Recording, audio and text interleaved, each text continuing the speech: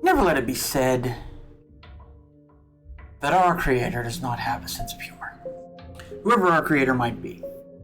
I have never been more professional in an opening, and that was straight up a thunderstorm. Yep, looking right here, thunderstorm in Alabama that just caused that. God owes me $5. I will collect it upon my ending. Like, yo, God! Remember that time I was doing a stream and everything was going well and I was like literally in the middle of pitching something and discussing something and then you turned off all the power? Yeah, I would like $5. All I'm gonna say is God better have it on him. Or gods. The Fates, Zeus, whomever.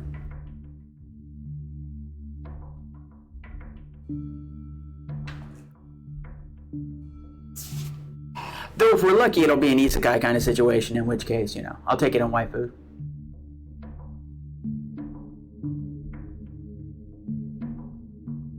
Alright, I do not know who has returned. I do not know who is back. And I'm not going to go through a massive re-rundown of everything I just said, because quite frankly, I said a lot.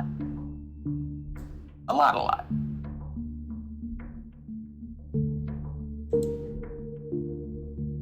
But the point is, the first thing that you need to consider is your setting. In this case, we're considering that the setting is Cyberpunk Red, that it is a one-shot, that these characters will be semi-experienced, that it is a one-shot specifically for Pride Month.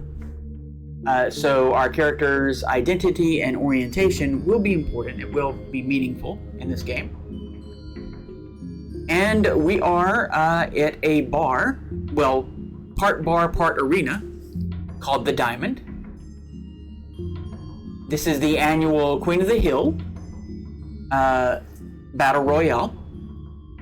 However, for whatever reasons, we do know that at some point, the Red Chrome Legion, which is basically, for those of you who do not know your Cyberpunk, is a crew of cyber fascists. I think are they in 2077? I cannot remember. Been a while. Anyway, so we have full permission, as you always do, to punch and beat the ever-loving hell out of a Nazi. So, yay. But that's the setting. With the setting in mind, you can start thinking more about the sort of characters that you might want to make. Things that fit into the setting. I could make a bartender or somebody who works there. I could make, like a DJ would be great for a rocker boy. Kind of scenario, or it could be a fixer, somebody who hooks people up with some of the chrome and some of the street drugs and so on. Battle pharmaceuticals that are utilized. Be a med tech. Obviously, this is an arena sort of situation, so somebody's got to be there to make sure that the fighters don't absolutely kill one another.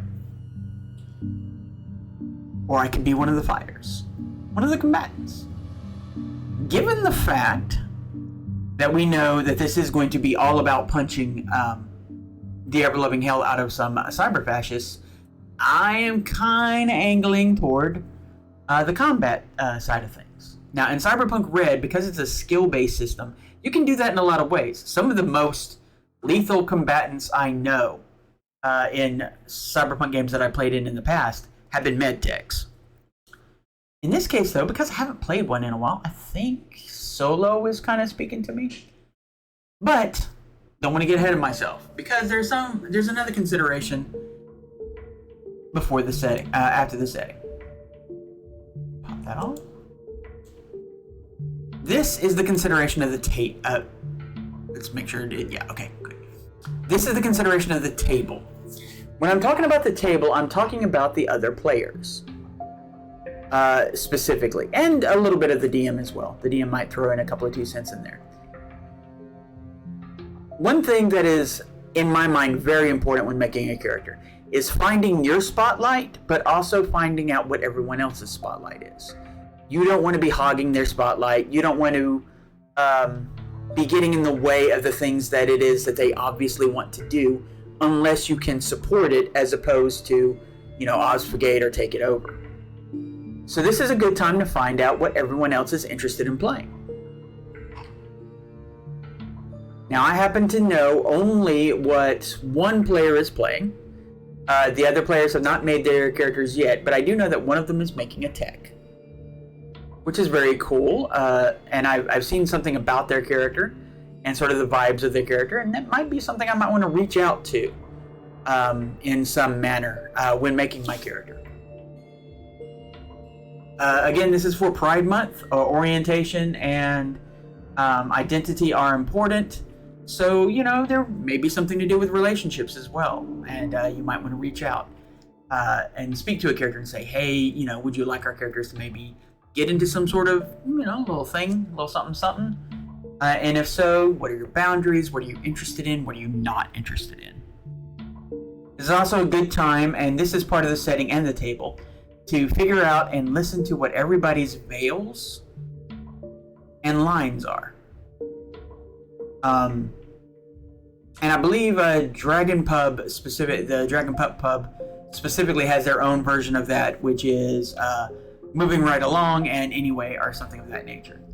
Basically, it's what is something you just don't want to deal with whatsoever in the story. It's triggering. It's difficult for you to handle. It causes you pain. It ruins a game for you. And then there's, I don't mind this. I don't want to engage in it. And I would like it to just sort of fade in the background. A fade to black kind of situation. Now, Cyberpunk Red as a setting deals with a whole lot of mature themes. There's going to be violence. There's going to be drug use. There's going to be the questions of identity as you replace parts of your being with Chrome. There's, in fact, a whole mechanic with that, if you're not familiar with it, dealing with something called humanity points and empathy. And if you get too low on that, you become what's known as a cyber psycho. Those of you who've either played Cyberpunk Red, Cyberpunk 2077, or seen Edge Runners will know exactly what that's all about. So these are all considerations when it comes to that.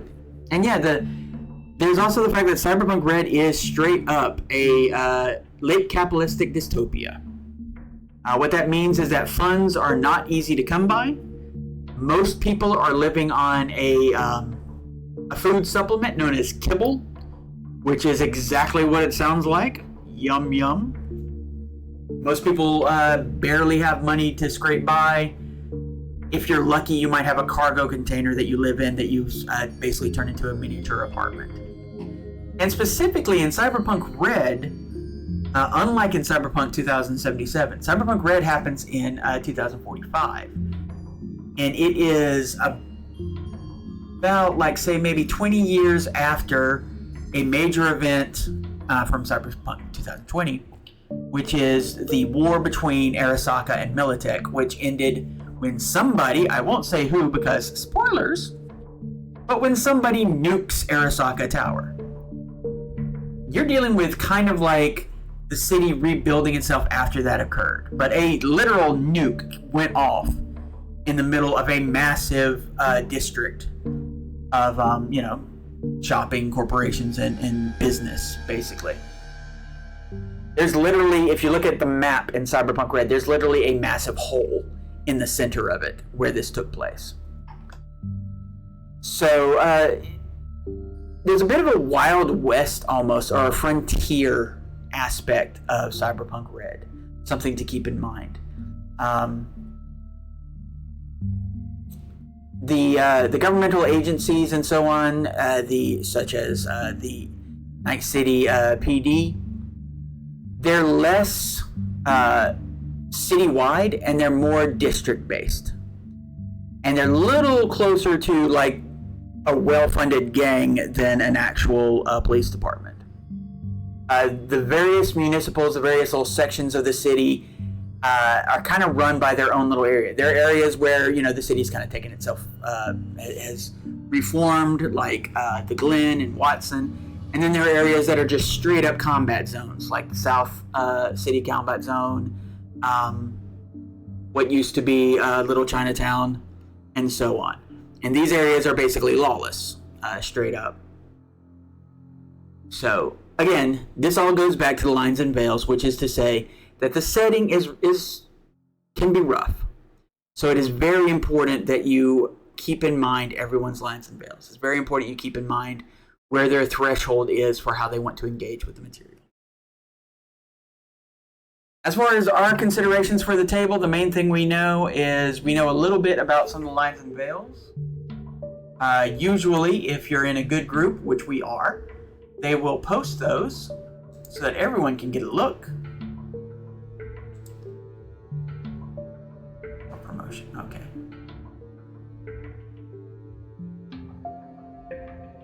One second here.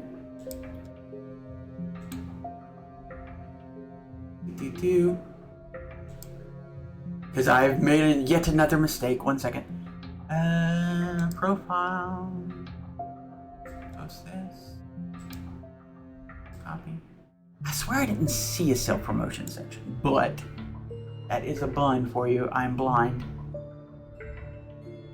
Where is it?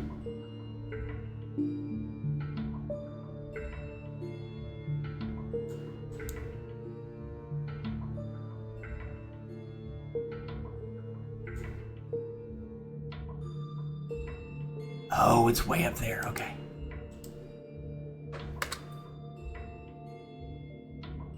Now we will add that to our channel list.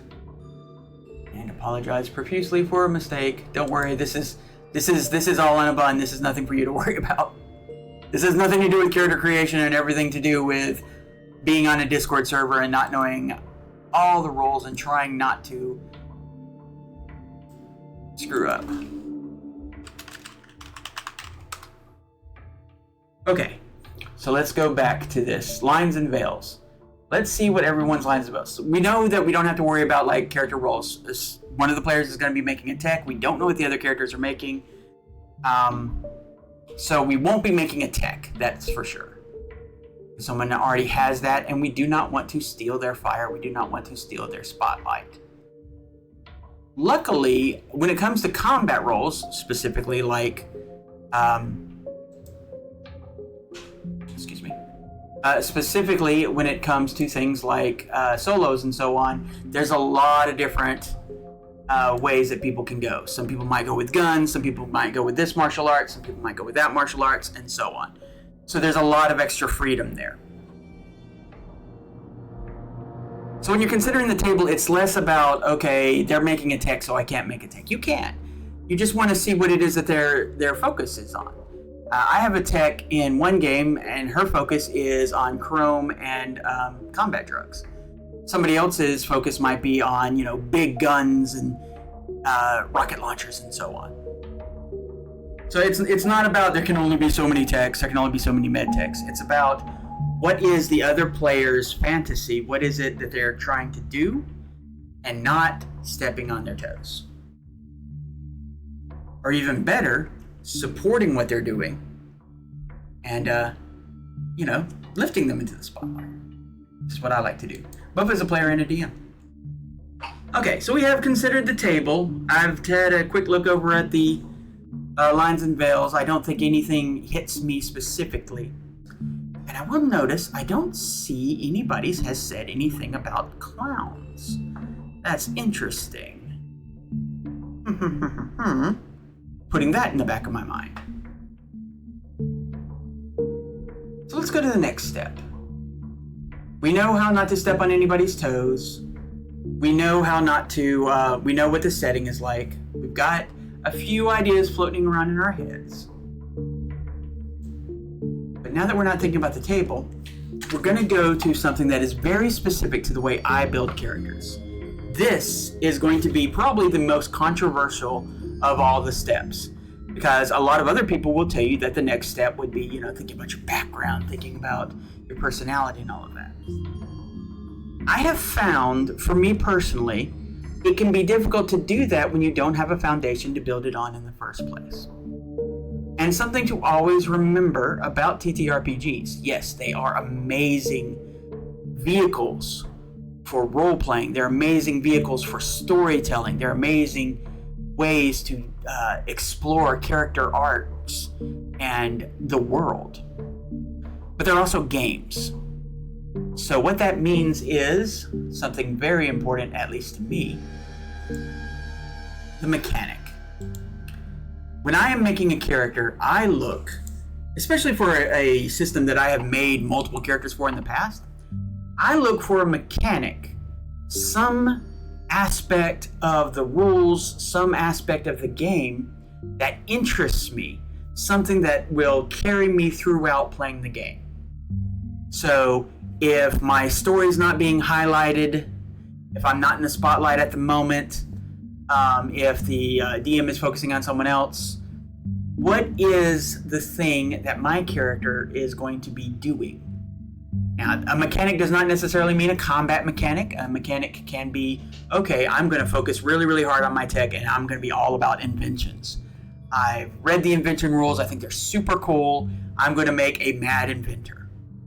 That is your mechanic. That is the mechanic that you're looking at. And that will suggest the character that you make. Now, in my case, I am super interested in the martial arts that was introduced. First of all, martial arts have been part of Cyberpunk Red since the beginning. But they've recently put out a new book, Interface Red 4, which has absolutely exploded the martial arts possibilities in the game. Used to be, let's see, I'm not going to actually post the books, but I will tell you real quick. I'll tell you. I'll feed you little birds. Let's see, here we go. Let me open up the main book.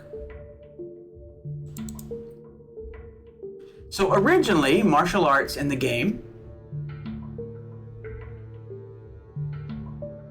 was an interesting way of doing melee combat without a weapon per se. The difference between, like, say, punching somebody or grabbing somebody and using a weapon is that a weapon, in general, in Cyberpunk Red, if it's a melee weapon, not ranged, but if it's a melee weapon, will half the amount of armor that someone's wearing. In Cyberpunk Red, there's something called SP, that's its stopping power. Most people who are players and high-level NPCs that you're dealing with will be walking around with something called Light Armor Jack, which has 11 stopping power. What that means is if you do 10 points of damage to them, you didn't do any damage to them because it didn't get past their stopping power. If you do 12 points of damage, then you've done, and they have stopping power of 11, then you've done 1 point of damage, and you damaged their armor. So now their armor went from a 11 down to a 10. So every time you hit them with that, you're going to do more and more damage. But if you're using a sword, it halves whatever their SP is. So that person with 11 SP normally, 11 stopping power, suddenly only has 6 stopping power to your sword. So you go in, you slash them, you do 10 points of damage, which because it is a melee weapon, because it halved the SP, you've now done 4 points of damage, and their armor is degraded even more. This is all, in the combat rules, somewhat complex, but the point is, martial arts, like melee weapons, halves the amount of protection someone gets from their armor. So it can be very powerful. The other cool thing about martial arts is they all have certain little special moves that you can do based on the martial arts, which I find is also very, very cool. All martial arts have the ability to do what's called a kick up, where you roll your skill, and if you succeed on the kick up, you can go from prone, which is being flat on your back, to suddenly standing on your feet. Doesn't cost you an action or anything. Without that, you have to use your action to stand up, which means if someone knocks you on your ass, you have a choice. You can either stay on your back and attack them from being prone, or you can get up and move. But you can't do all of that. So, unless you're a martial artist, in which case, yes, you can. You can do the recovery, low kick up. So the original martial arts, they had Aikido, which had a disarming combination, which was cool. There was Karate, which had a bone-breaking strike, cool. Judo had counter throws and grab escapes. Taekwondo had a flying kick that I love, and a pressure point strike. All of that was cool. It was cool, and we all loved it, and we all thought that it was a good time. Then, the Fire Nation attacked. But then, Interface 4 came out. Interface Red 4. By the way, interfaces are special collections. Usually it collects some of the free DLC that Cyberpunk offers, and then it will have like some big ticket item that's basically the price of the book. And usually the book's only $10, so by God, buy them. I can't remember what the first Interface 1 special thing was. I know the second Interface books, their big thing was exotics. That's basically Cyberpunk's Red version of if you want to be a furry, you want to make a cat girl, or if you want to make a vampire or something like that and use cybernetics to create that form, you could through the exotic mechanic. Interface 3, one of my favorites, had the rules to make a full war conversion. So if you wanted to go full cyborg, Interface 3 was where you were going. One of my favorites. Love me some full cyborgs. Interface 4 is all about martial arts, and it has some incredible martial arts. We have, let's see, what all do we have here?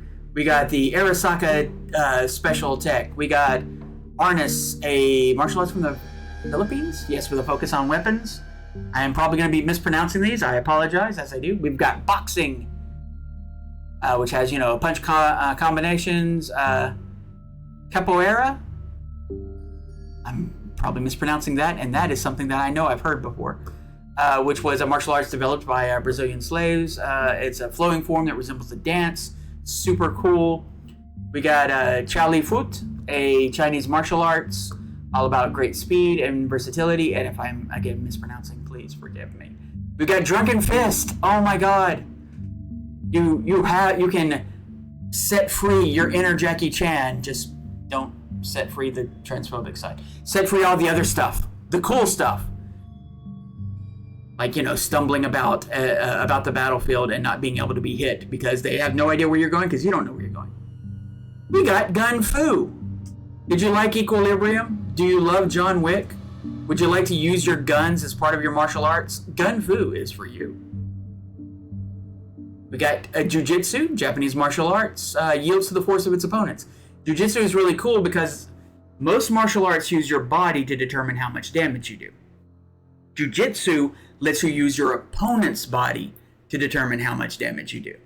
So you can be, your stereotypical scrawny little, martial artist, and then Atom Smasher comes up with his ridiculous body. And if you manage, however, to throw Atom Smasher, you don't do the damage of you do the damage of him to his own body. Suddenly, all that muscle and all that weight is working against him. He's still going to kick your ass because he's Atom Smasher. But, at least for a split second, you're going to feel real cold.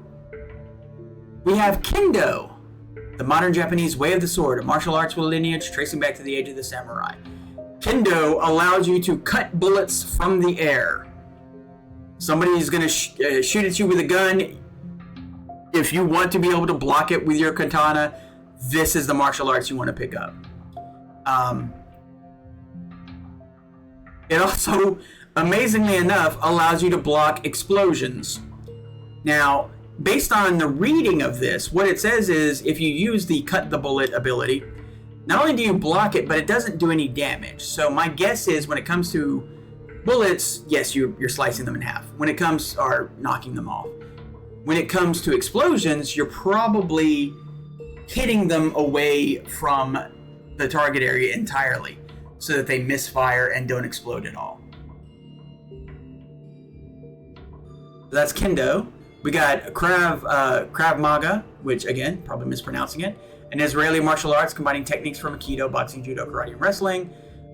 This is just really good for punishing people who hurt you. We have Kung Fu. So you have two different ways you could be Keanu Reeves. If you want to be John Wick, you can do that. If you want to be Neo, you can know Kung Fu. Or if you want to be Poe, if you want to be Jack Black. It has the 5 forms, this guy's superior stance. It's really cool. The 5 forms let you do the crane, the dragon, the leopard, the snake, and the tiger. We got Aikido, for those of you who want to be a martial artist with archery. That's their the Japanese martial arts of archery, often practiced as a competitive sport and a form of meditation. We got, what is this called? Militech Commando training, if you want to be good with your knife and just have some military training. We got Muay Thai, which is just all about different forms of striking. We got multi-arm melee. This was actually a form of martial arts that was divided to fight bears. Okay. Specifically, cyber bears, because cyber bears have 3 arms. I don't know if you know that, but spoiler alert, they do. Actually, here, 1 second. Let's see. Do I have a free image that I can show you a bear? Image. Yes, I do. Okay.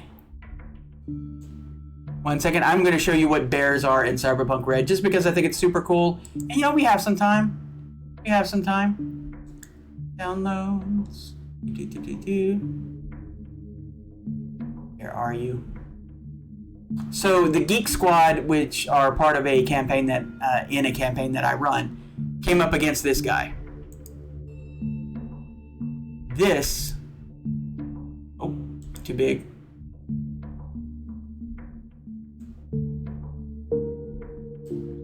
This. There we go.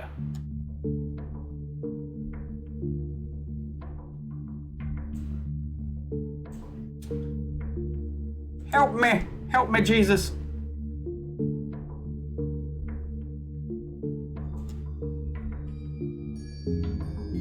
Okay, OBS, if you're gonna make pictures this big, I have to be able to change their size, please. Thank you. There we go. Shrinking it. This was supposed to be a quick little thing, but it's too cool. I mean, at this point, sunk cost fallacy has set in. I must show you this picture, otherwise I have ruined myself. I will be dishonored before my family. How did this picture get so big? There's no way I put a picture this large inside this thing. There we go.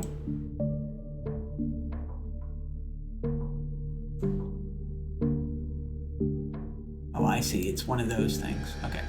So this is a cyber bear from Cyberpunk. They do, in fact, have 3 arms.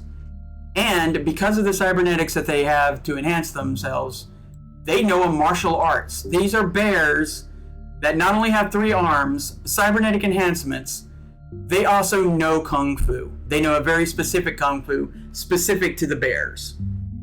So, welcome to Cyberpunk. The insanity doesn't stop there, and it's only going to get worse. But the point is, the multi-arm melee fighting was a martial arts developed by residents of the Yukon Valley of the Free State of Alaska to stand a chance against Biotechnica's specially augmented bears and win their fight against Petrochem. So yeah, it was entirely designed to fight bears with too many arms. There's the Panzerfaust, which is a martial arts developed specifically for full-bore conversions. Awesome. But I'm not going to be one of those because that is super expensive. We won't even get into what it takes to become one of those.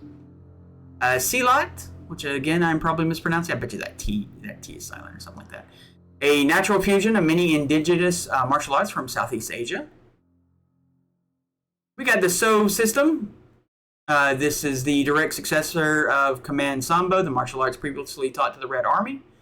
which is just super, super nasty. You can literally rip someone's arms off with this. We got sumo fighting. If you're big and bad, you can push people. We got Tai Chi. It's more than just a. A form of. What am I saying? Exercise? Okay. Famak, a modern martial art, sometimes called the art of modern confrontation. This is the narc. This is the police officer form of martial arts. It's all about not having your weapon taken.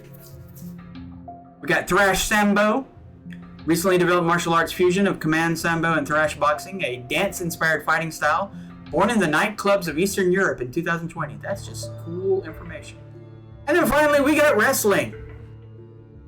We do, in fact, have wrestling. If you want to let forth your Macho Man Randy Savage, oh yeah, you can use wrestling.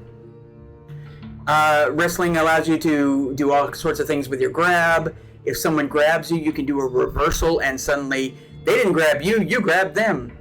And you get a chokehold, too. If you haven't choked them today, but you happen to have them in a hold, why not choke them now? So these are all super, super cool. Now looking through these mechanics, I already have a character in another game. Some of you may know this.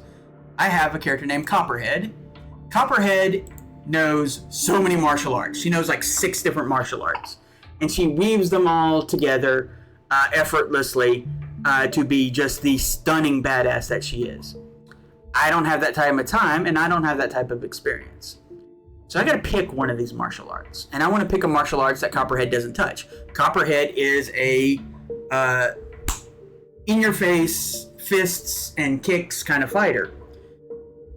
So I am looking for something that actually utilizes a weapon.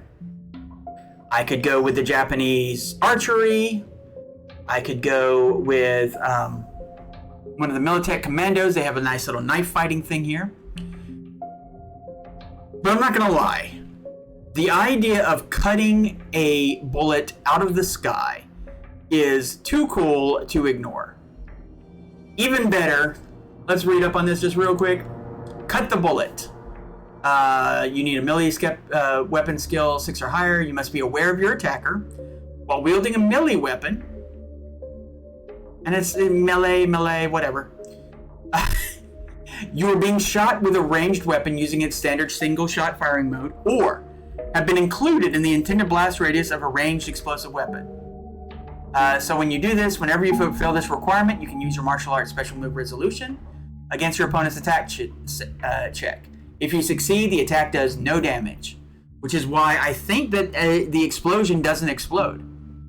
If you fail, the attacker hits you, and if it is an explosive, you become the center of the blast radius. You may draw an easily accessible melee weapon, such as one in a scabbard or a pop-up weapon, cyberware, sort of thing. So if you get like claws in a cyberware, you could use that. And as part of satisfying this move's requirement, if you do so, you may immediately stow it afterwards without an action. So what this means is, you can be standing there, got your blade, got your katana at your side, wearing the little trench coat thing, you're doing the full Highlander. Somebody pulls out a gun, shoots you. Before the bullet hits you, you reach down, pull out your blade, knock the bullet out of the air, spin the blade, resheath it, hands at your sides. They don't even know what just happened. Did they just see a blade knock that bullet out of the air? They don't know, because the blade is sheathed.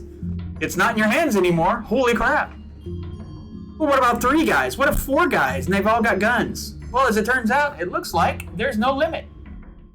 You can block all 4 of those bullets. So as long as it's not part of a spray, like from a machine gun, you can't block a machine gun spray. But as long as each one of them is only firing 1 shot at you, 1 bullet per person, you can sit there, ching, sheath, ching, sheath, ching. So fucking cool. The other ability that it has, because every martial arts has 2 ability, is the, what is this called? Kaikin Tai no Ichi. The requirement is that you're in combat. Once per turn, when you fulfill this requirement as an action, You can use the martial arts special move resolution to attempt to beat a DV that is a difficulty value of 15. In Cyberpunk Red, the difficulty value is what you need to roll over to do whatever it is that you're trying to do. So you need to get a 16 on your martial arts roll. If you succeed, the aimed shot penalty on your first attack made with a melee weapon on your next turn is reduced. Now, normally, for an aim shot, that means I'm going to hit you in the head. That means I'm going to hit the weapon out of your hand, and so on. Normally, for an aim shot, you have a -8 to the roll. So no matter how skilled you are, you have a -8.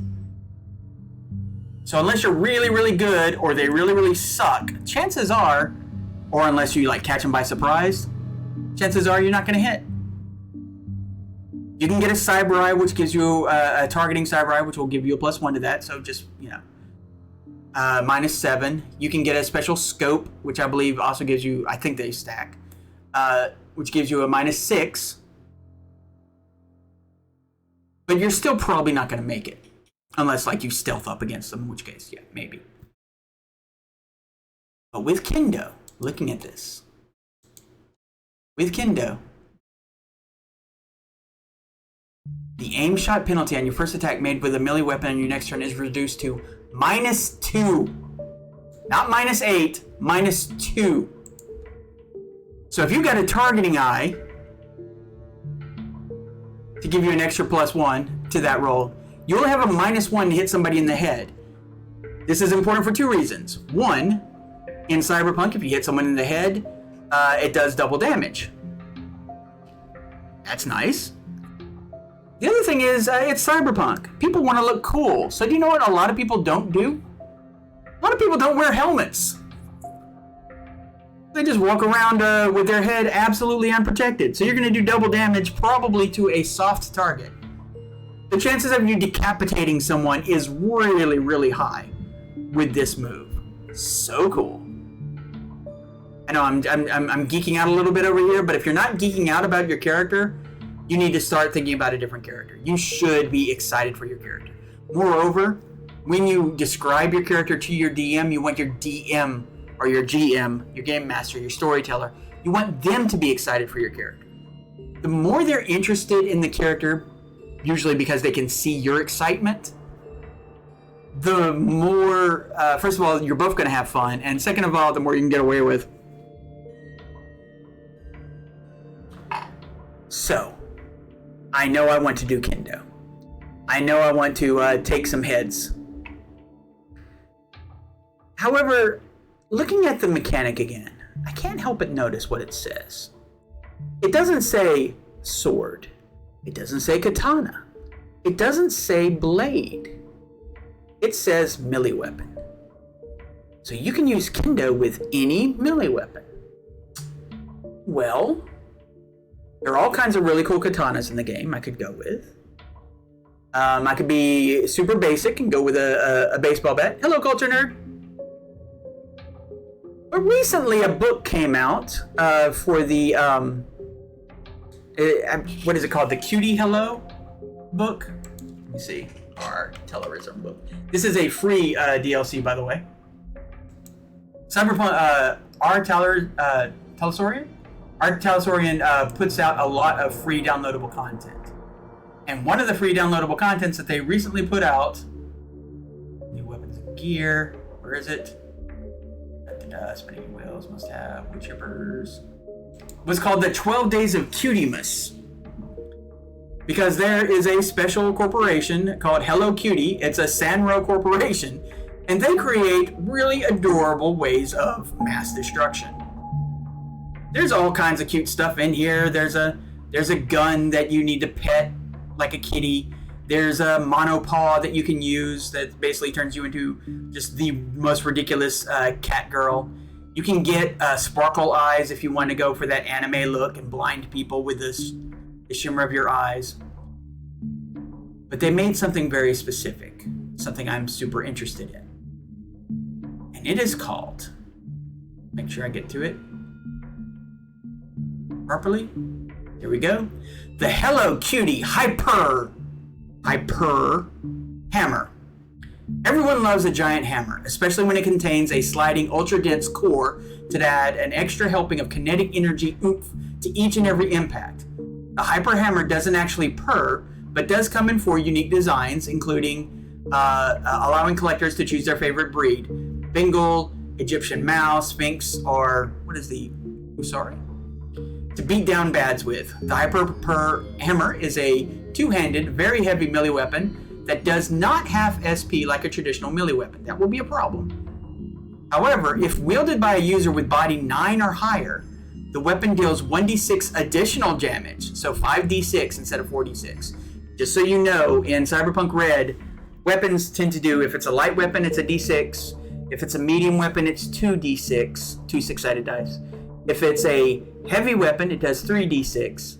If it's a very heavy weapon, it does 4d6. That's sort of basic, general gist of it. What's super important about those d6s is crits in this game are not based on how well you hit. Crits are actually based on the damage you roll. Oh, no worries, Culture Nerd. Please enjoy. So, rolling to get a crit in Cyberpunk Red, 2 of the dice that you roll, the 6-sided dice, have to roll a 6. And if you roll 3 6s on the dice, you get what's known as a tarot crit, which just ridiculous damage. The more dice you roll in one damage pool, the more likely you are to crit. So 5d6 has a very high chance of at least 2 of those 5 dice coming up 6. So not only are you going to do more damage just because you're rolling more dice, you have a chance of doing more critical damage, which is good normally. That's just good by itself. But as a treat, whenever this weapon causes a critical injury, the user rolls twice on the critical injury table and chooses their favorite option for the victim to suffer. So not only are you more likely to get a crit with this weapon, you get a higher chance of getting one of those really nasty crits. One of those crits that's like, there went your arm. Oh, it looks like I just broke off your leg. All sorts of really, really heinous things you can do. Because the crit system in Cyberpunk Red, yes, you can absolutely blow someone's arm off with one hit. You can remove their leg. You can take off their ear. You can crack their skull. You can give them whiplash. All kinds of really tasty, chunky, horrifying things you can do to people. Now, so let's mix these 2 mechanics together. One, we're using the mechanic of Kendo to get that nice, tasty ability to block bullets. And 2, we're mixing the, what is the name of that attack? The special ability to basically get only a -2 to our called shots. So, what that means is we have a really good chance of hitting somebody, bonking somebody in the head, where they're probably not wearing armor. So the fact that it doesn't have ASP is not that big of a deal. It will do double damage, which is a whole lot of damage when you're rolling 5d6. And the crits for hitting someone in the head are nasty. Very, very nasty. So by their power combined, having a big hammer, big F-off hammer, using it with Kendo, that is the mechanic I want to play with. That sounds like fun.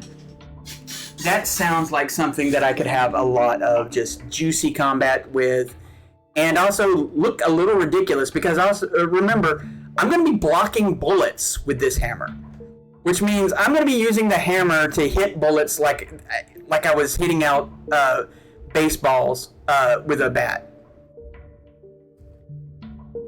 And again, super fast, super quick. It is a 2-handed hammer. However, to do all the special things that you need to do with it, you need a body of at least 9. I'm probably going to go for a body of 10, because if you have a body of 10, guess what you get to do with 2-handed weapons? You can wield them in one hand. So what does a hammer?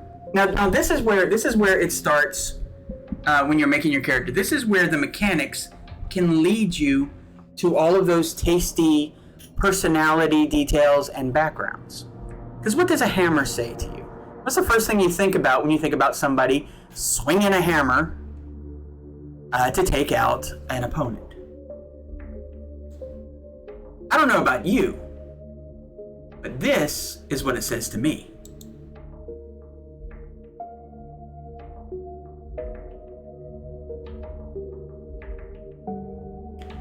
This is what it's saying to me. What it is saying, what it is practically screaming. Here, let me get that. Come on, get the actual thing. There we go. It is saying to me, we need ourselves a clown. A clown with a big F-off hammer. A clown with a big mallet. We're going to embrace our inner Harley Quinn. Yes. So, by following the mechanics, I have found the character to a degree. I have found part of the character's voice. What we want is some sort of freakish, horrifying, absolutely out of their mind clown to mess around with. We are down to clown. We're going to be some insane clown, Clussy. Which again, also, goes with the whole orientation and everything. An identity. I identify as a clown in this case, in much the same way that I identify as a bun.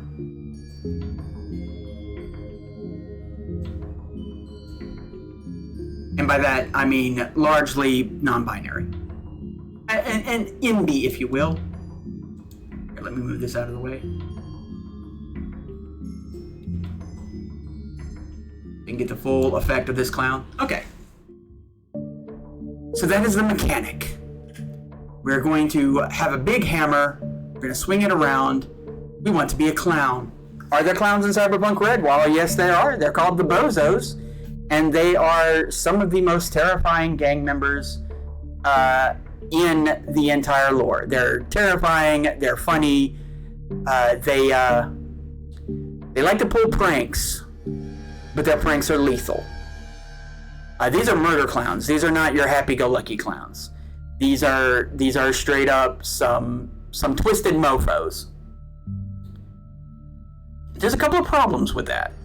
The biggest problem is, again, the setting. Two cyberwolves to redress as hyenas. Yeah, that would be a fun way to go. Absolutely. The problem is the setting. Because people don't trust bozos in Cyberpunk Red. If a bozo rocked their way up to a bar called Diamonds Forever and wanted to join the Queen of the Hill, ain't no one gonna let her in. Ain't no one gonna let them fight. They can't trust them. They can't trust that this person's gonna be, chill to any degree. No. It's a bozo. So we can't go the full bozo. So what do we do with that? Again, the mechanics and the setting dictate the flow of the character. So if I can't be a bozo, what about an ex-bozo? What about someone who once was a bozo at some point? And then, against all the things that they would have to go through, they left the gang. They went and got all of the various... Yes, oh yeah, absolutely. You shoot a bozo on sight because the bozo that you see is not half as dangerous as the 5 bozos behind you that you didn't see. So this suggests to me a character who was a bozo. Now the thing about the bozos is their recruitment technique is about as freakish as you can get. Yes, some people do come to them on their own accord, but often they just snatch people off the street, set them up through various heinous initiations, and if the person survives, they get the surgery that will make them into clowns. Because these clowns are not just clowns and they wear makeup. These clowns have been cybernetically changed to look like clowns. That red nose, that's not a squeaky toy. That's their nose. The white face paint is not face paint. It's their skin. The big feet that are fitting in those shoes, that's what you think. So in this case, we have a character who has left the bozos. A character who probably had to go through all kinds of surgical de-enhancements, all kinds of surgery to remove a lot of the mark of the bozos on her.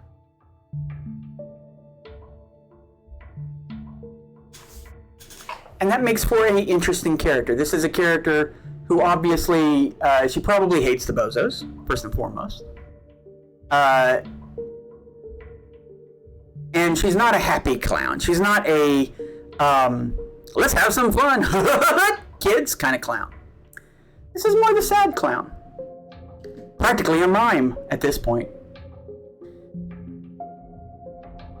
I start playing around with ideas for this. So what could she change about her appearance? Let's say that the white face paint is faded. She was able to do that. Let's say, just for the sake of, just character basis, she got her feet redone to normal. So she's no longer wearing massive clown shoes. And since a lot of the clowns have like really outlandish hair, often red because clown,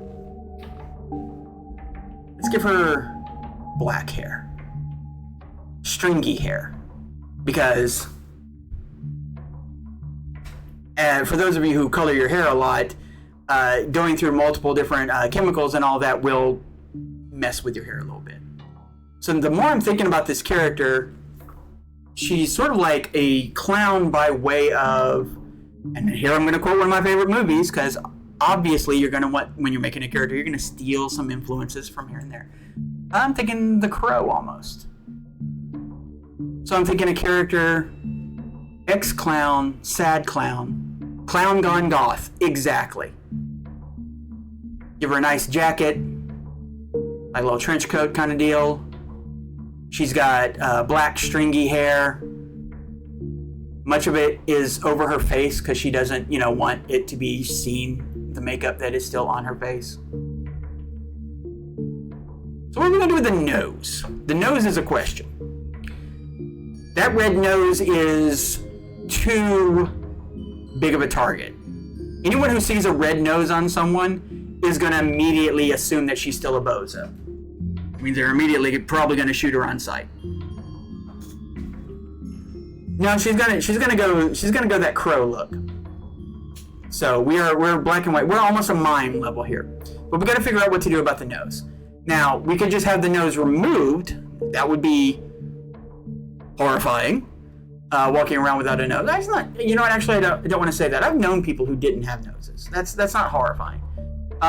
It's just part of who they are.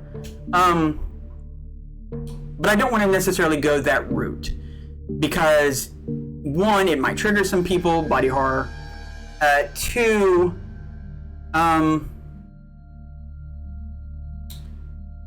because I have known people who didn't have noses, and I don't want to have this character be something that makes them feel uncomfortable.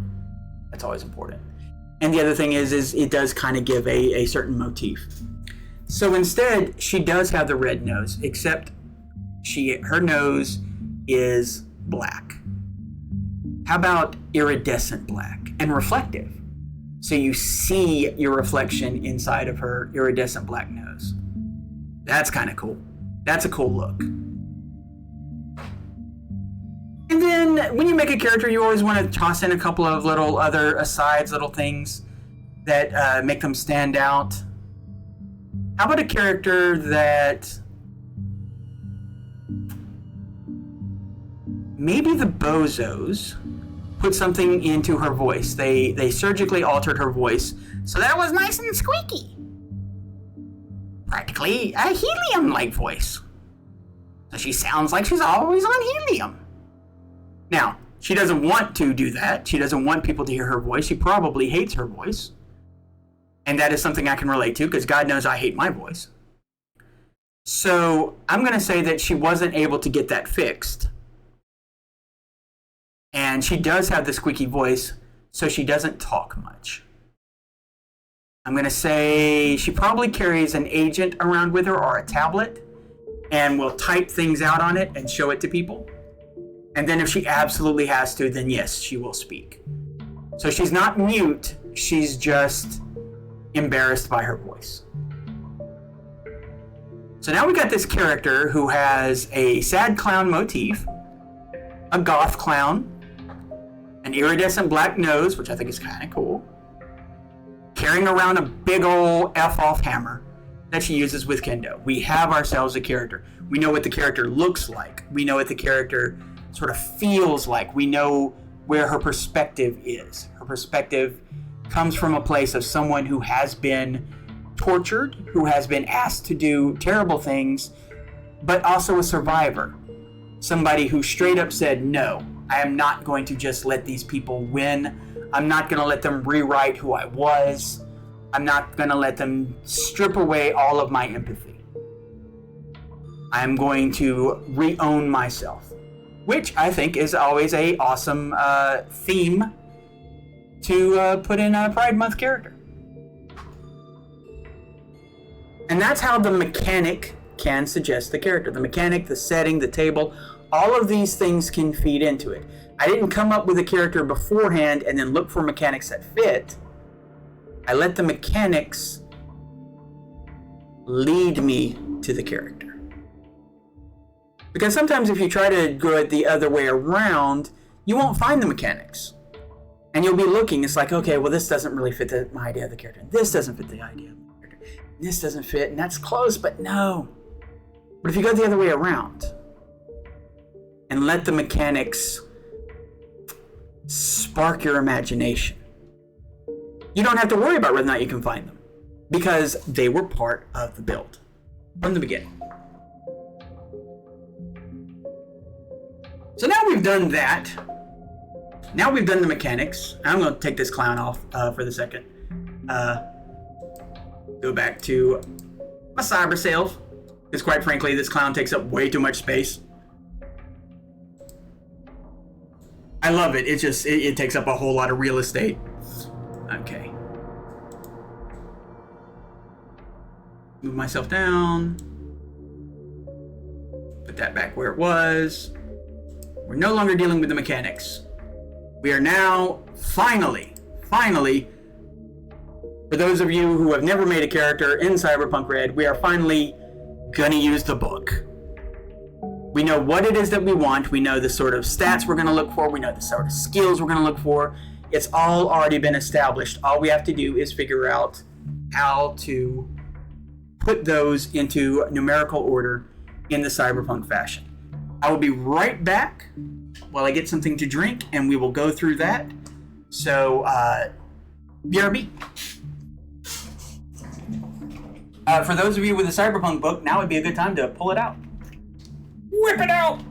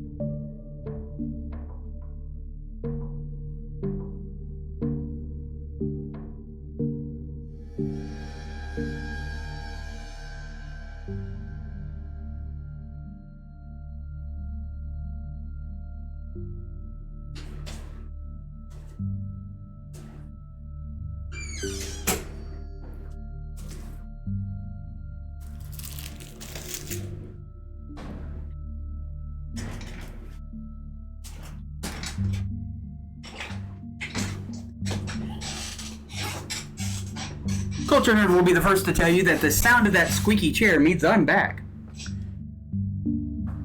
I have a cup of tea, which as far as I'm concerned is both caffeine and hydration, so if anyone tells me to drink or perish, this is what I'm drinking. It's Milo's sweet tea, by the way. Because I'm a little hungry, got a little snack over here. Stinky Bunny, how dare you? Squeaky. Squeaky Bunny, not stinky. Sip. And I have a cherry Pop-Tart.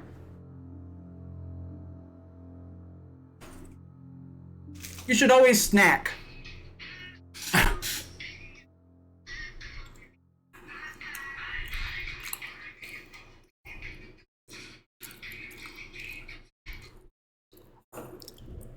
Enjoying spending your points?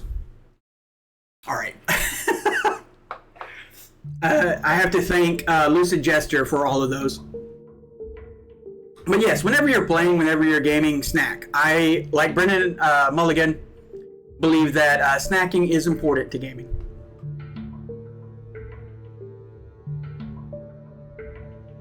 Never game on an empty stomach. Because as opposed to be thinking about the story, you will be thinking about the tacos you wish you were eating.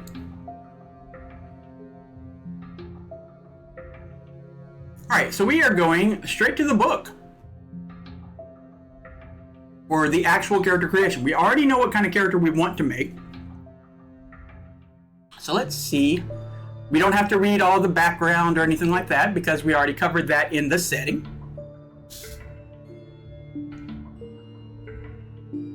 So, what is the character? How do I GM? Blah, blah, blah. Street slang. Blah, blah, blah. Beep, beep, beep, blah, blah, blah, blah, blah, blah.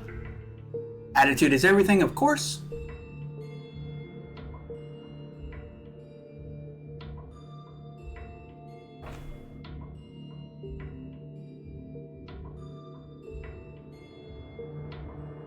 Come on, just where's the make character thing?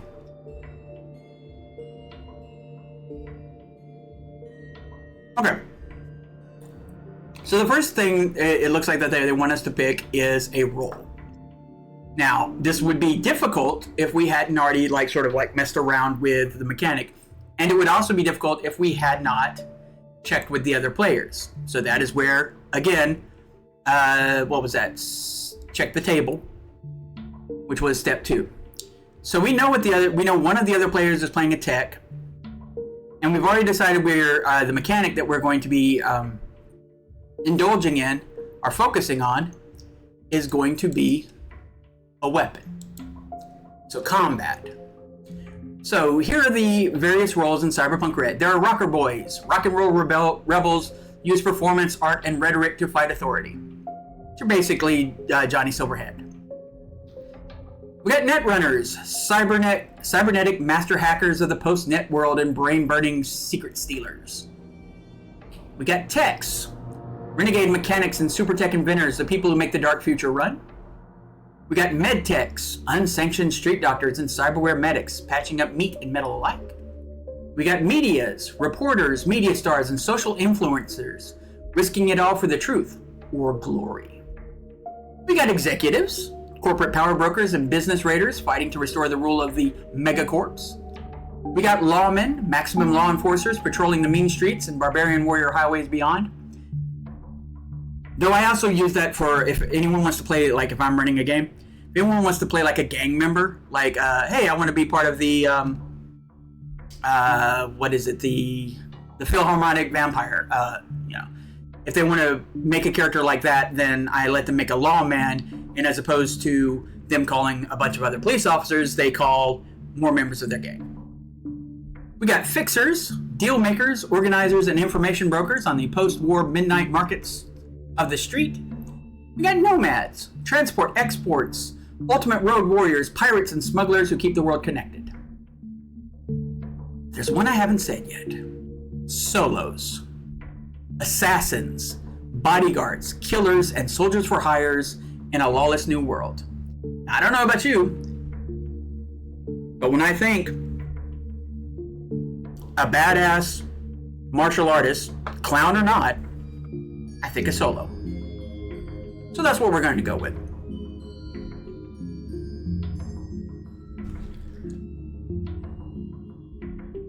Now we go to the next little bit, which is, I believe, stats. 3 methods of making a character. There are templates. Street rat templates. If you've never played a roleplay before, just want to do it without a lot of fuss, use a template. We've got edge runners, which is fast and dirty. As you soon realize, the Cyberpunk generation system is designed to give you a lot of flexibility. You can tailor the character the way you want with a lot of personal touches. But when you need to create a character quickly and without a lot of painstaking detail, a fast and dirty method is an excellent option. And then finally, the complete package, calculated. The calculated method is by far the most complex way to make a Cyberpunk Red character. Yet the reward is the ability to create a character that is exactly what you want, using pools of points to buy statistics and skills, starting money to buy weapons, armor, gear, and cyberware. And that is what we'll be doing. I pretty much always use the complete package. I mean, I'm a bun. I'm all about that package.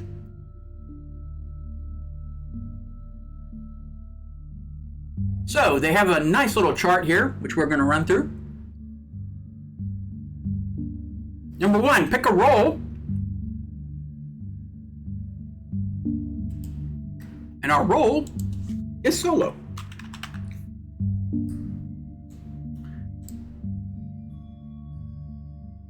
Okay. Where's the book? There it is. Let's see. Set your role's ability to 4. So when you make a character, your character is not like starting out. They assume that any person who's basically been around the block long enough to have some to be a edge runner has a little bit of experience. So you always start off at role ability 4. So I got role ability 4, and I need to find out what my role ability, checking up real quick for solo. And we see the role ability for a solo is potato peeling. No. Combat awareness. The solo's role ability is combat awareness. With combat awareness, the solo can call up their training, have an enhanced situational awareness of the battlefield. When combat begins, anytime outside of combat or in combat with an action, a solo may divide the total number of points they have in their combat awareness among a number of combat abilities. So basically, I get a pool of points that I can spend to enhance myself. Good stuff, good stuff. Okay, so go back to the character sheet. Solo, combat awareness.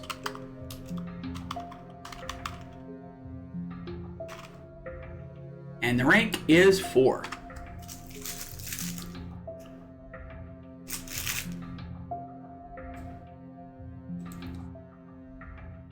What's the next step?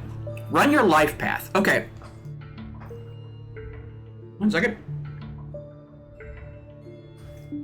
I love life paths in games. I love games that have life paths. I think the first time I ever came across a life path was in Rifts, actually. So it might have been Teenage Mutant Ninja Turtles and Other Strangeness. A life path is another form of letting the mechanics suggest the character. Because you could run through the life path, and after playing through all of that, you sort of see what kind of life your character has led, especially if you're going the random route. And that will suggest to you all sorts of things about your character. And these are things you either don't have to pick, or you can pick if you want.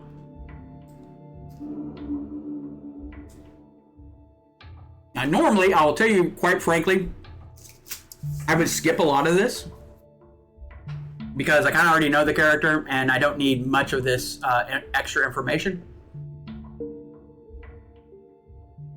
And I will say, for all of my love of life paths, there are several GMs who look at me and go, "Did you do your life path?" And I'm like, no.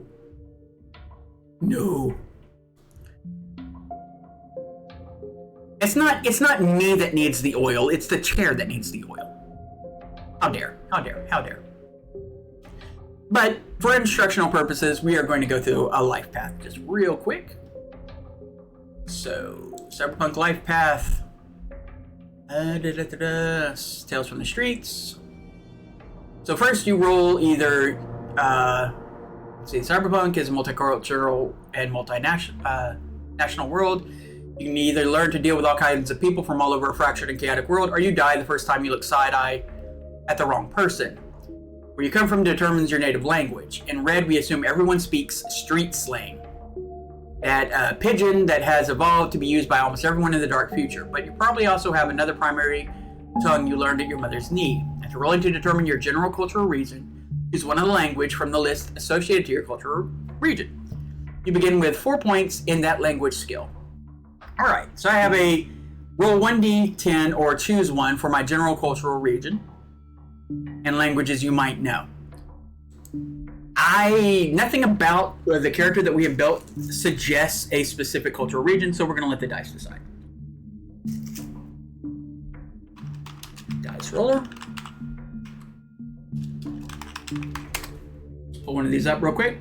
A D10.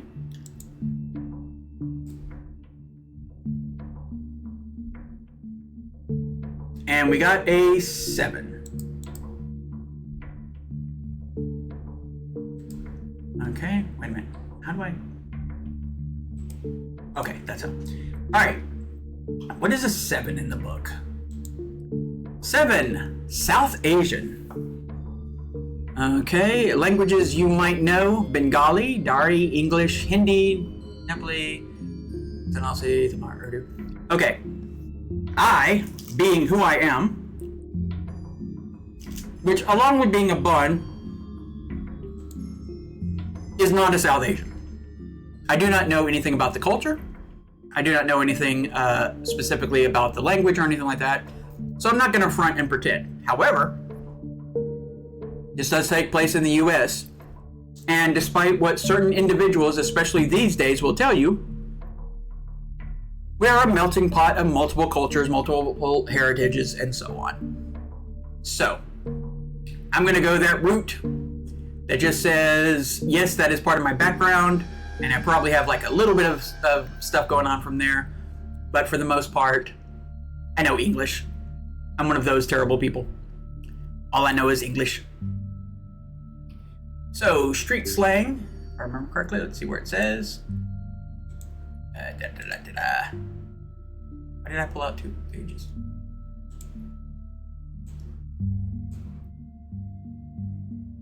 Okay. You begin 4 points in that language skill. So street slang is automatic. 4 points. Okay. Now, let's look at this character sheet real quick before I do, well, as I do this. So first of all, we're going to toss in English. And my level in it is 4. I don't have any stats yet to modify that. But I'm pretty good at speaking English.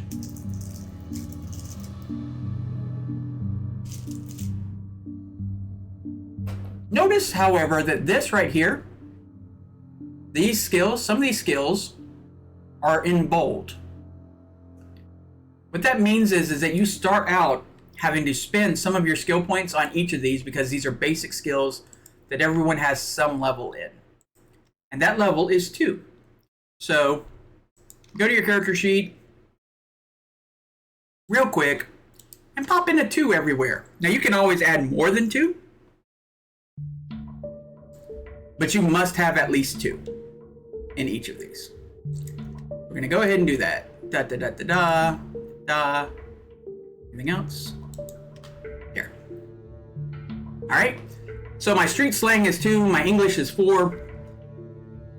I'm not great at it, but I can get by. Good enough. Probably not going to get shot. Just for insulting someone. Well, it is Cyberpunk, so I might get shot. But, you know, that's its own thing. Alright, so the next step on this life path. We know I am from South Asia. Or South Asian countries. Just to get an idea. Which does explain the hair color, I believe. South Asian. people. Nationalities: Bangladesh, Bhutan, India, Nepal. Okay. I'm gonna be from Nepal.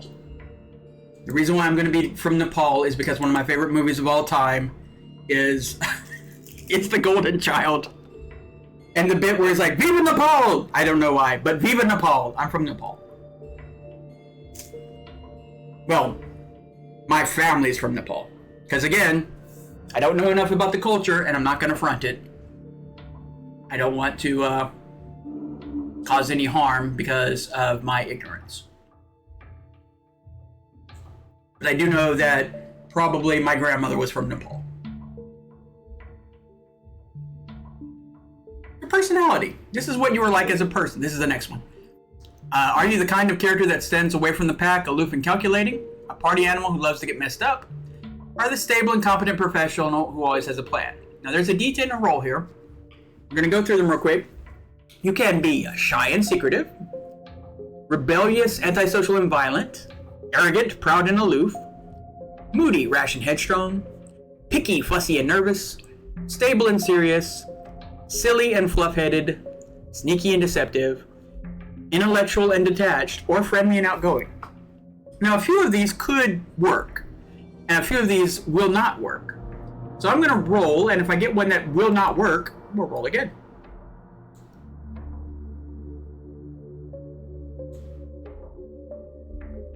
All right, let's see what 4 is on this little chart here. Now, always, you can decide where you're going to go with this. You can always choose. You never have to go with the roll. The roll is just there to suggest things if you don't already have something in mind. Moody, rash, and headstrong. She's probably moody. Headstrong would go with the fact that she was willing to break free from the bozos. And rash, probably, yeah, that makes sense too. Because again, she broke from the bozos, which is normally a death sentence. And not a good kind of death. A very bad kind of death. So, she's definitely an individual, very individualist. And, yeah. Let's go down real quick because actually I think some of these are here. Which are our origins? South Asia. Nepal. Moody. Yes, she is moody. Rash. And headstrong. And she's definitely moody. I can definitely see her being very sensitive about certain aspects, you know. Especially if someone calls her a bozo, she will probably throw down then and there.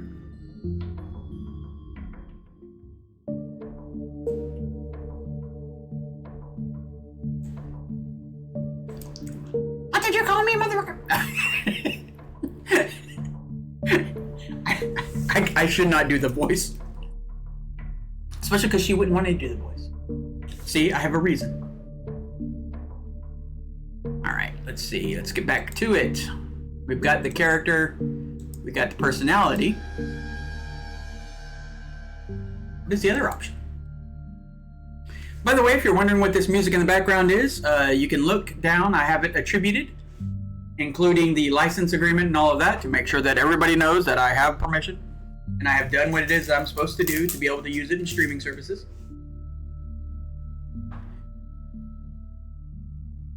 Kevin McLeod. Okay. Dress and personal style. We have generic chick, leisure wear, urban flash, business wear, high fashion, bohemian, bag lady chick, gang colors, nomad leathers, and Asia pop. Which of these make the most sense? Let's roll real quick and see what happens, and then if there's a way to explain that through the goth idea that we already have, we'll go with it, and if not, you know, whatever. That's a 6.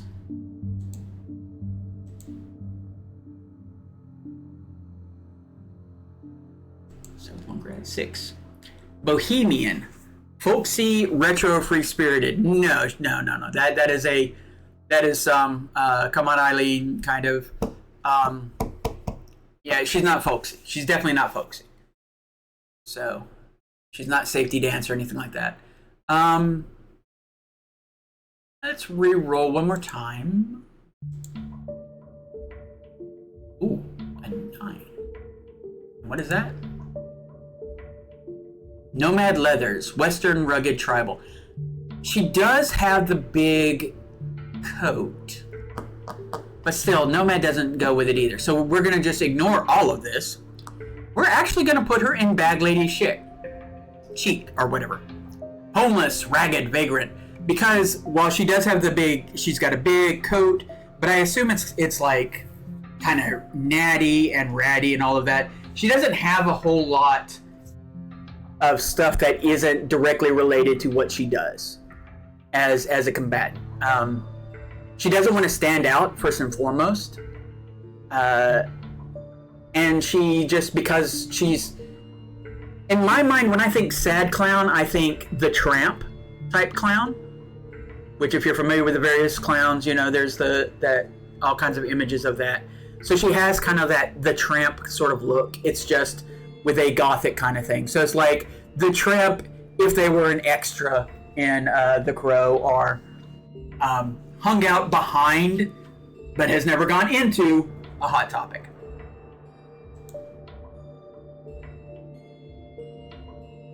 Yeah, Urban Flash would have been another way to go.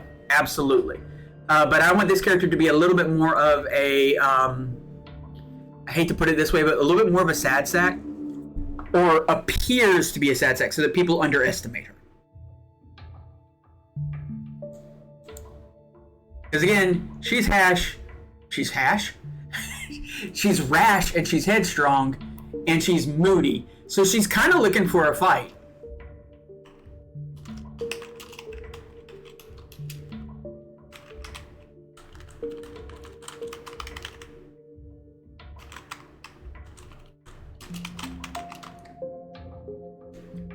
Oh, yeah. We'll just go with Tramp, because apparently they won't let me go all the way. There we go. Alright, that'll work. Hairstyle, we kind of already know what the hairstyle is. Let's look real quick and see if there's anything that just screams that type of hairstyle. Mohawk, no. Long and ratty. There it is, long and ratty. That is exactly what it is. She has long and ratty. I don't even have to roll. It's quite frankly, it's built into the system.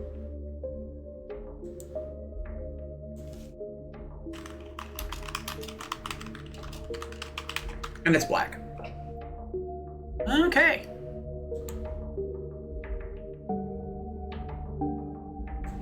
So, and again, normally a lot of this stuff I wouldn't even go through, except for the fact that I want this to be somewhat of an informative stream for people who've never made a Cyberpunk Red character. So, yeah.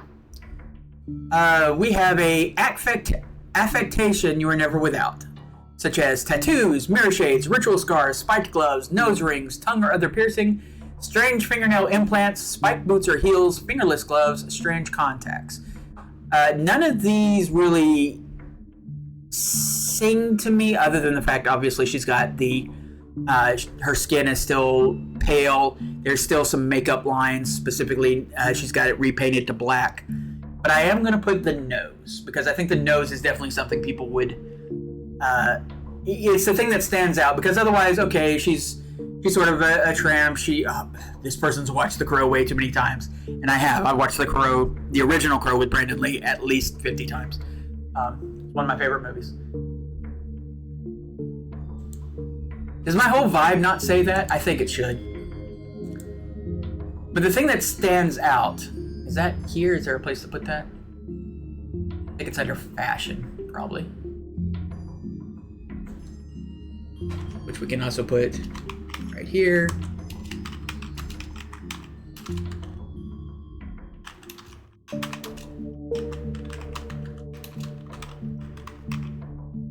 Watch me misspell. Yes. Thank you. That is the one thing that people would notice about her. that would most be recognizable. Like if you said, this lady came out, she hit me with a hammer. Can you give me any other distinguishing feature? Well, she looked like a homeless. Well, yeah, everyone looks like a homeless person here. She had a big black nose, and it was shiny.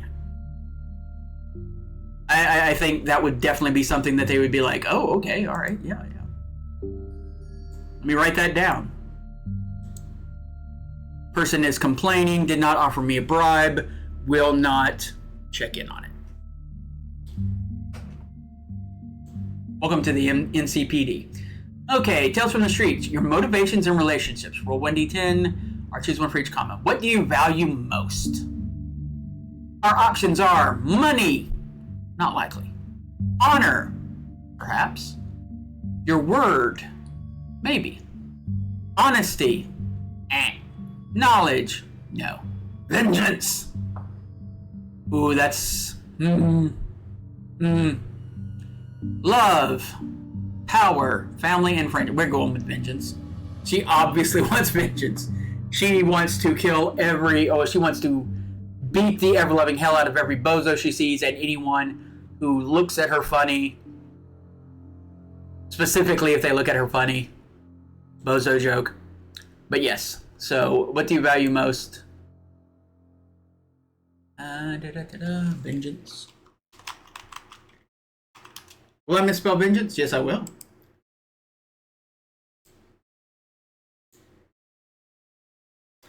How do you feel about most people? I stay neutral.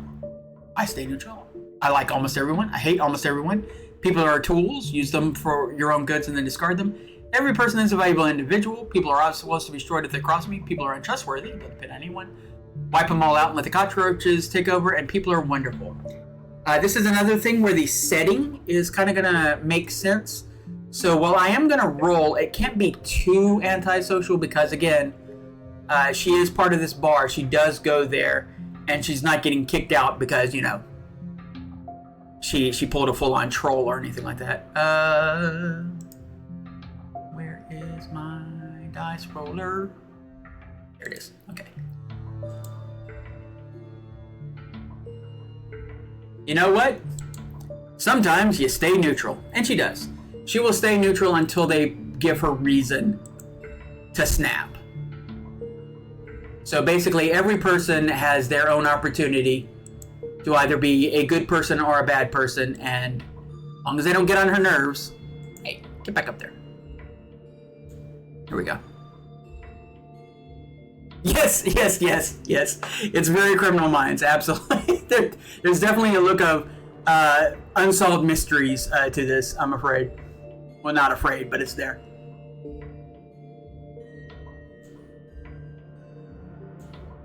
Could you be somewhere else? Okay, whatever. All right. So, feelings about people, neutral. She takes them as they come.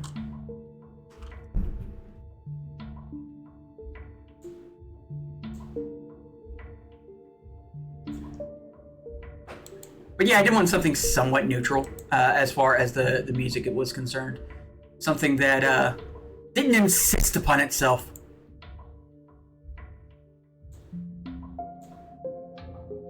Okay, and the next thing we up for bid is, you know what, let me just move this to a different page entirely. Where is this? Nope, can't do it. Okay. Thing you value the most. Roll 1d10 or choose one. I will definitely roll it, because I have no idea. I don't know what she values. What do you value most? Not counting vengeance, but like what thing do you love or care? Thing you value most. A brother or sister? Now here again is the mechanics telling us something. What if there's someone, what if she's part of a set? A pair of siblings that got kidnapped by the bozos when they were very young. And what if that brother or sister is still in the bozos? That's kind of cool. We will use that as a possibility. Most valued person. We're going to go with a sister.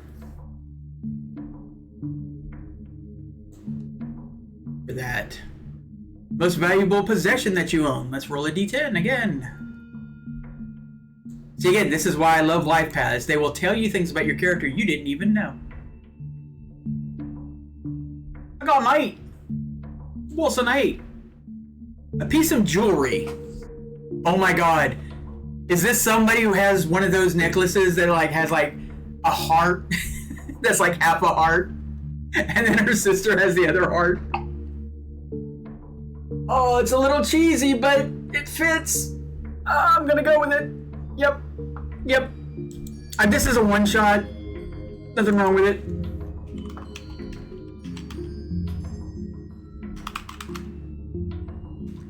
She's got a heart necklace. And her sister has the other part. Why not?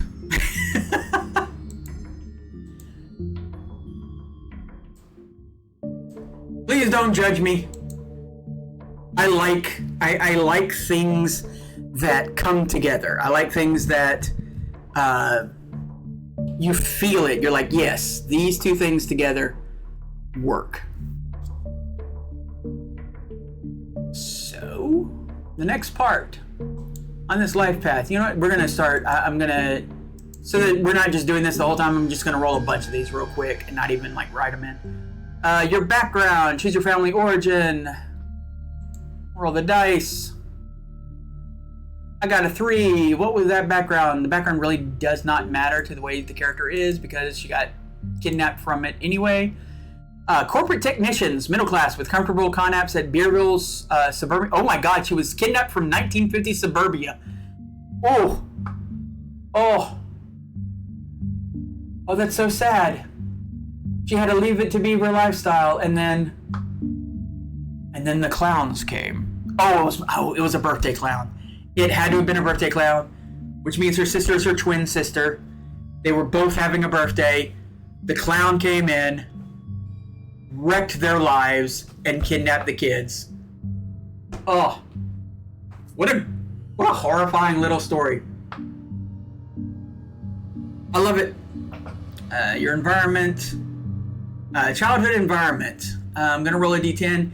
This is more to say like whether or not my childhood environment was like with the bozos or was, with my real family before that. Let's see. 3.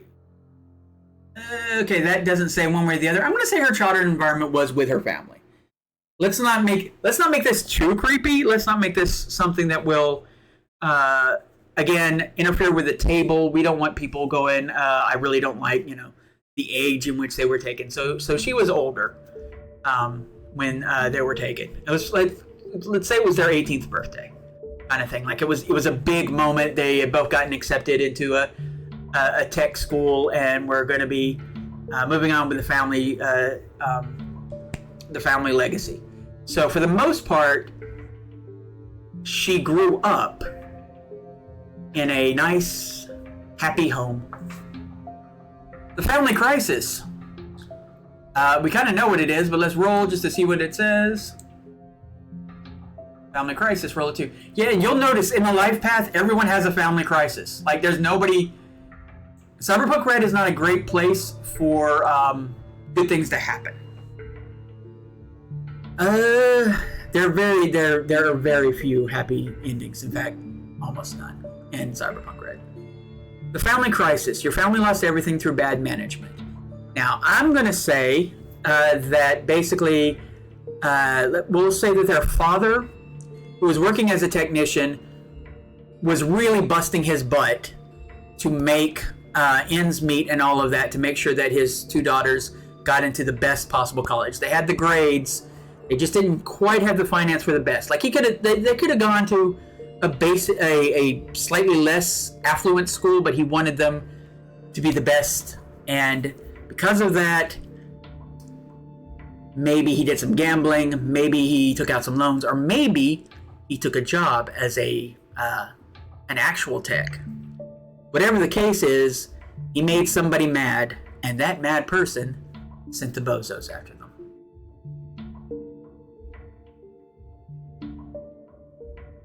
Let's see, your friends. How many friends do you have? Roll a d10, subtract 7. That's quick.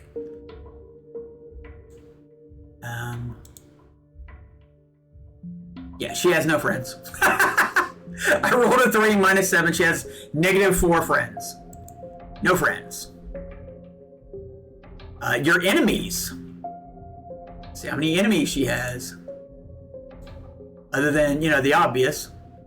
Okay, so no specific enemies other than the fact that she is at odds with the bozos. Sweet revenge we don't have to do because they don't have any enemies. Your tragic love affair. There's literally a thing to roll here for a tragic love affair. Because obviously you have a tragic love affair. I mean, come on. How many tragic love affairs have you had? Let's roll a dice, see how many. None. I have made the most antisocial character in all of Cyberpunk. And that's saying a lot. The wrap up. Your life goals. What do you want to do? What do you want out of life? We'll roll a d10, and if it fits, it fits, and if it don't, we quits. Okay. Roll that. Get off the streets no matter what it takes. I think she wants revenge, and then she will feel like she can move on. Or maybe she wants to find her sister. Whatever the case is, she's got unfinished business. So in a way, she almost feels like a living ghost, and she will get her life back when she either gets vengeance or rescues her sister, or maybe her sister's the person she wants vengeance against. We don't know.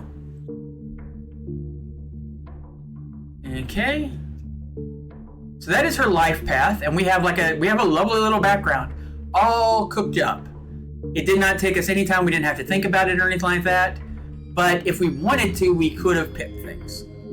That is what is so cool about a life path. Now, there is a life path, a special path just for solos. We're going to take a look and see what she's been up to since she became a solo real quick.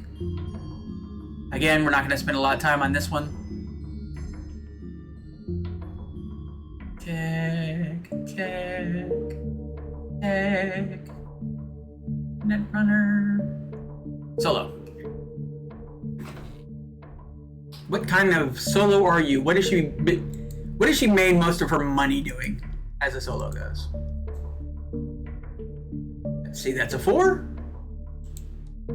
4. Freelance Black Ops agent. Ooh, she's been doing wet work. That doesn't really make sense. She's had no connections with corporate. So we're going to move from that to local vigilante for hire.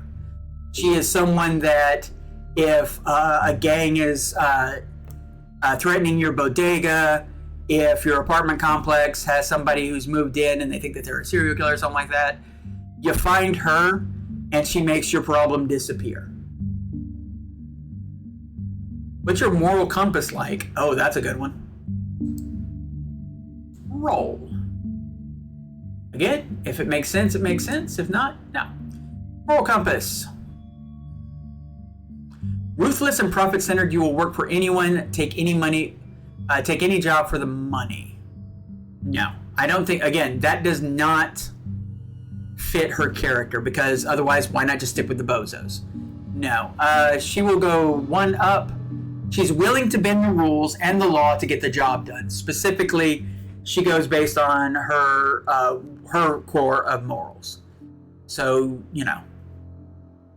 she's a loose cannon.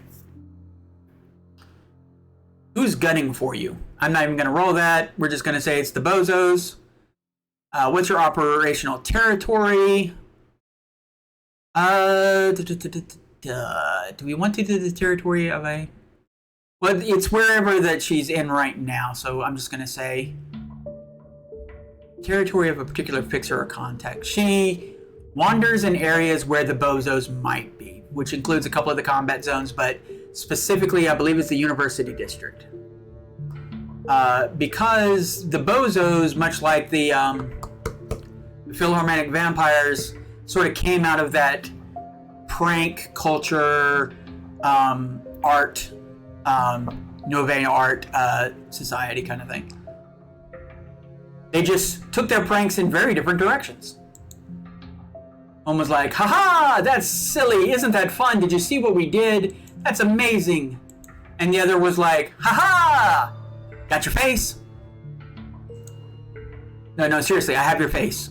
It's in this box. But you know what? You can't be mad at them. You know why? It's just a prank, bro. It's just a prank. I'm just trolling. Imagine bozo frats. Dude, it's just a prank, bro. Okay, so now we've got a good idea of what sort of person she is. Now for some like actual stuff. We have the statistics. It's now time for the nitty and the gritty.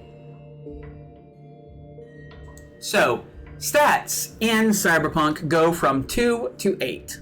Everything has to be at least a 2, and it can go all the way to 8. The only exception to this is body, which through the use of various cybernetic enhancements can go above 8. And technically, there's street drugs that will also increase, things, but temporarily. All right, so we're gonna go ahead and we're just gonna give ourselves the nice little 2 to each one. Let's see how many points we get to spend though, total, so that we know what our base is. Let's see, person with.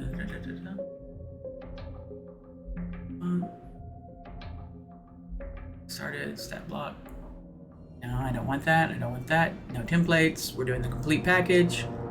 Complete package. They did not make this very easy to look at. Okay, 62 points. We get 62 points to spend to make our character. Okay.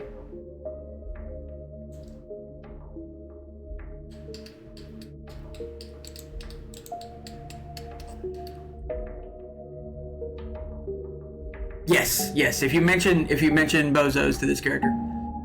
To be fair, most edge runners do wet work without being corporate for gangs. And it's true. It is true. But I see her more as a form of street vengeance than anything. Just because of who she is. And also, again, she's proven that she doesn't like authority figures in any way. So I've got 62 points, but we're going to go ahead and set everything at 2. And how many stats are there? 1, 2, 3, 4, 5, 6, 7, 8, 9, and 10. So out of these 62 points, we have already spent 20.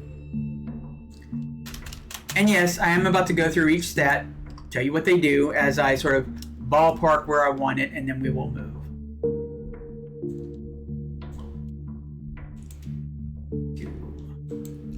Two. Okay.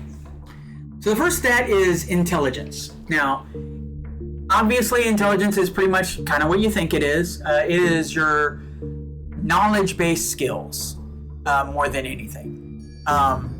If you're thinking, oh, I'll have a high intelligence, so I'll be a super good technician or something like that, or an inventor, actually that would be tech.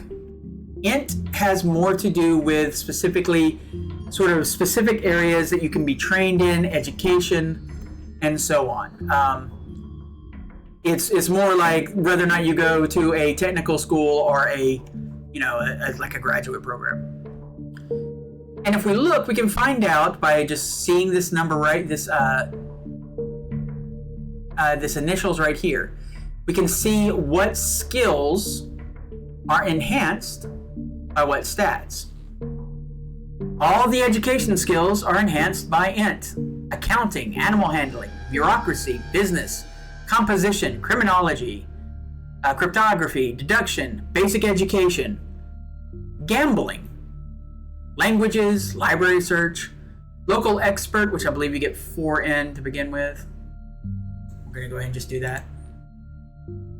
And sciences, tactics, and wilderness survival. Now, I do not see her as having a particularly high intelligence. Intelligence is not something that she cares about one way or the other, except for the fact that she did have a little bit of int just from the fact that, her background. She probably had to do well enough in school to even be worth their father breaking himself. By the way, I am currently looking on this table for a pencil, and realizing that my nephew has stolen it. Thank you, nephew. That's okay. So let's put that int at 4. It's not the worst, nowhere near the best. The most important thing as far as int when it comes to a solo is perception. Because that is whether or not you sense danger coming for you. So I don't want it to be too low. But a 4 will do for right now while we're pinning out the other points. Okay. The next one is reflexes. Reflexes, if we look over here, determines all of your ranged combat. Your archery, your autofire, your handgun, your heavy weapons, your shoulder arms. All of that's under reflexes. Reflexes is also your ability to drive a car, ride a horse. I don't know why there'd be a horse here. And I think it is reflexes and no, that's dex. So yeah. So basically your ranged skill is based on your reflexes. However, there are 2 other things that reflexes are important for. Reflexes determines your initiative. You roll a d10 and add your reflexes to it. So if you have a low reflexes, you're probably not going to go first unless you get a bunch of cybernetics to make up for that. The other thing that reflexes are good for is if your reflexes are 8, if you go all the way and have max reflexes, then you gain the ability to dodge bullets and explosions and everything else. So that's cool. You're fast enough that you can dodge a bullet. You can dodge, you can dodge a wrench, you can dodge a dodgeball. There's an interesting quirk about the Cyberpunk system, though. Yes, a reflex of 8 will allow you to dodge. But what do you roll for dodge? Let's look. It's evasion, which is dex. So even though you have an 8 in reflexes, that's like, well, am I really good at dodging? I don't know. What's your dex? Now, normally, at least back in the day, I would put the reflexes up a little bit higher. But 1, she doesn't use any guns. She is going to be focused entirely on her martial arts. And 2, there is a special, that I happen to know, there's a special cybernetic you can get called a reflex coprocessor. If you have a reflex coprocessor, it doesn't matter how high your reflexes is, it basically increases your reaction speed high enough so that you can in fact dodge bullets. So at the moment, we're going to leave that low. It's not too low. It's not bum it out. Okay, 4. Dex. Dex is super important. Dex is your athletics. Dex is your contortionist. Okay, that's not necessarily important. Dex is your stealth. Dex is how well you dance. You want to dance, don't you? But Dex, most importantly, is your brawling, your evasion, your martial arts, your melee combat. That's an 8. That's an 8. Ain't nothing but an 8. So tech. Tech is your ability basically to make things and fix things. It is how you can fix your cyber tech when it's broken.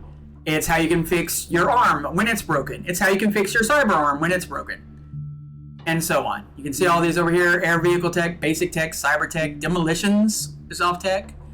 Electronic security, if you want to like break into a computer, it's off tech. If you're not a netrunner. First aid, you want to heal your friend, that's tech. Forgeries, tech. If you want to be able to paint or draw or sculpt, that's tech. Paramedics, if you want to do surgery on your friend, just for fun. Tech. Photography film, tech. Pick locks, tech. Pick pockets, tech. Weapons tech, tech. Tech. Tech is kind of important, but I'm not sure that she's good at it. So we're going to put that also at a 4. Cool. Cool is basically your charisma in this game. It's not necessarily being cool under fire, because that will come under willpower. It's more about, do you look like you're cool under fire? If we go over here, we can see that cool is your bribery. Cool is your interrogation. Cool is your persuasion. Cool is how well you are at personal grooming, which I'm guessing she's not great at. Cool is also your streetwise, and your trading, and your wardrobe and style. It's basically most of the social skills. Now, there are a couple of social skills you'll see right here, conversation and human perception, which are based on your empathy. But for the most part, if you want to be able to, get better deals, if you want to know what's going on in the street, if you want to persuade somebody that maybe messing with you is not the best idea, if you want to find out where the drugs are hidden, you're pulling a Batman, all of these would require a decent amount of cool. Something else cool is used for is what's known as a face down. That's where you roll your cool and your reputation to basically tell somebody, if you fuck with me, it's going to be the worst day of your life. And that can stop a fight before it even starts. I don't know how cool she's going to be because she's also super antisocial, so we're going to put another 4 there. Willpower. How many potato chips can you keep yourself from eating? Can you pop the top of a Pringle and just have one and then put the top back on? Why would you do that? That sounds crazy. Will is it's your endurance. It's your resist torture drugs.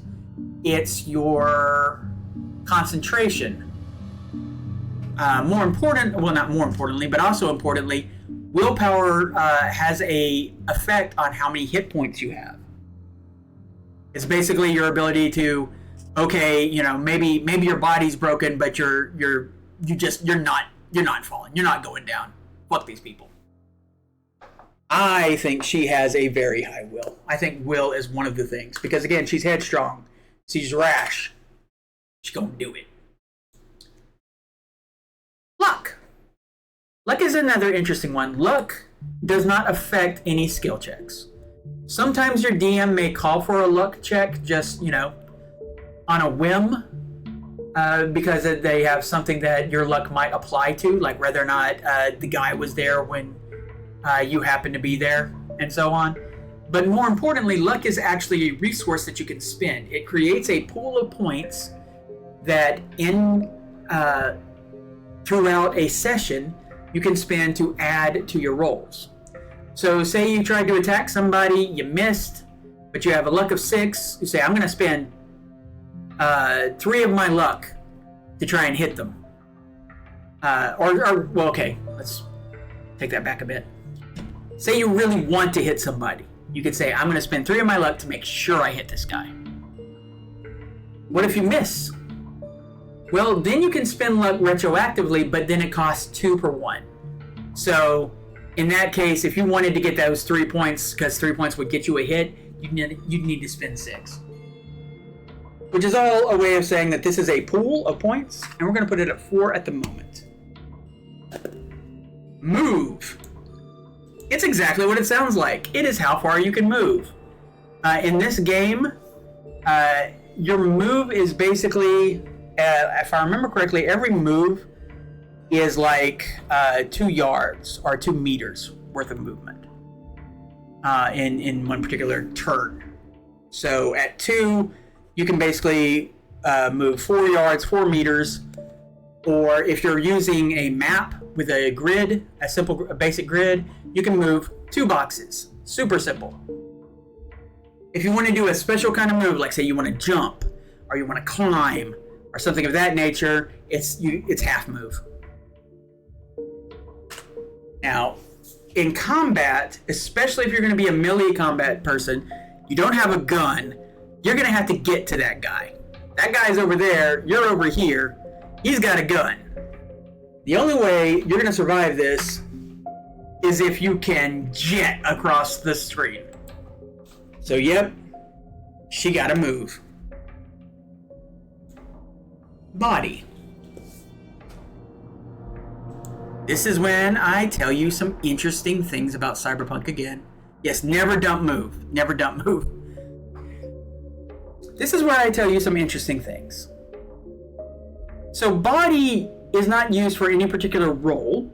Body is used to determine how much damage you do in martial arts combat if you hit something with your fist, in brawling combat, Body is also how much damage you do if you throw somebody or if you choke somebody. Body determines how many hit points you have. Now, you can invest in body. But if you're really going to invest in body, and you got the money to spend it, and you got your eye on some chrome, there is something called a linear frame, and that will catapult your body up to a super ridiculous, superhuman level. So here's a place where you can actually save yourself some points. To get a linear frame, you have to get what's known as a muscle skin graft. Muscle skin graft gives you a +2 to your body. So we're just going to go ahead and say she's going to get that. Okay? We are going to make that assumption about this character. Muscle skin graft will take her body from a 2 to a 4. To get the linear frame, you need to have at least a body of 4. Which you have because of the muscle skin graft. That counts. So when she gets that linear frame, this 2, which I only am leaving here just so that I can do that for my calculations on how many points I spent, this 2 is going to become a 12. What did that cost me? A whole lot of humanity and 2,000 eddies. Luckily, I got some spare funds. What I don't have is spare humanity, which that means is I can't dump empathy. Empathy, it is your ability to, human perception. It's kind of like your insight if you play D&D. It's your conversation. That's when you're trying to get information out of somebody, but you're not like interrogating it out of them. It's like you sit down at a bar with the guard from the warehouse you're going to hit, and you pour him a drink, and you drink with him, and you guys just have a talk, and he happens to mention while you're talking how much he hates the place that he's worked. The back door is super squeaky. They don't even bother locking it. They just put a little block in front of it. But you know, don't tell my boss I said that. But now you know, and now you know how to get in there. The other thing that empathy is for is it creates your humanity pool. Your humanity pool is what takes a hit every time you get chrome. Every time you get weapon grade cybernetics. Okay? If your humanity gets below, if your humanity, okay, let's start it off. So your empathy is going to be either 2 all the way up to 8. You multiply that by 10, and that's how much humanity. So right now I have an empathy of 2. That's a humanity of 20. If your humanity is 30 or lower, you start to see some effects. You will start to disassociate a little bit. You will start to have delusions of grandeur, maybe. Maybe you'll be a little rash. Maybe you'll be a little angry. Maybe you'll be a lot of things. You're not in trouble yet, but you can kind of see it from here. If that humanity ever drops, like say in the 10 spot, you're going to have like some full-blown mental health issues that you're going to have to deal with. Mental health issues that are dealing with the fact that your body has been converted in many ways into a weapon. Amongst other things. Existential crisis. If your humanity ever drops to below 0, or actually I think 0, it's one or the other, you lose control of your character. Your character goes into your GM's pile, and you have hit what's known as cyberpsychosis. If you have ever fought the cyber psychos in Cyberpunk 2077, that's what that's all about. If you've seen Edge Runners and you've seen a certain character going a little wild because he got a little too free with the cybernetics, that's what that's all about. So you want a high enough empathy that you can get some nice chrome, some nice cybernetics, without going off the deep end. You don't want to lose control of your character. And you don't want to, be looking at everybody and thinking to themselves, they're just meat. Nothing but meat. As Adam Smasher says, you look like a nice piece of, it's like, you look like a piece of fuckable meat.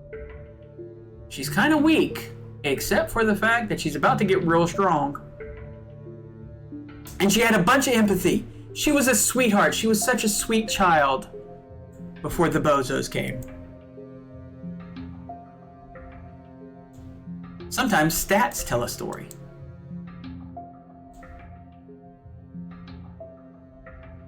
You're trying to do the wizard character from TF2? Okay, I got you.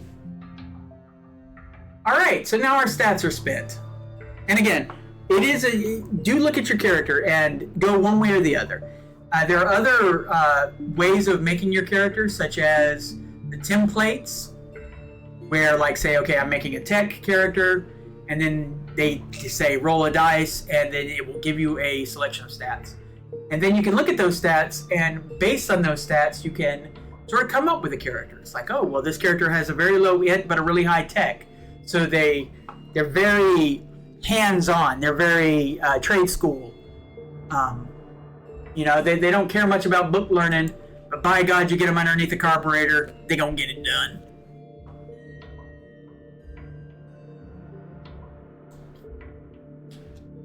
Now for skills. Oh, wait, we got some derived stats first. Hit points.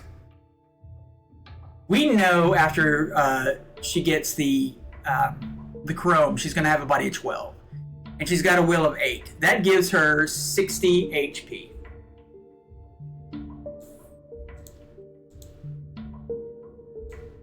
If you're asking yourself, is that a lot?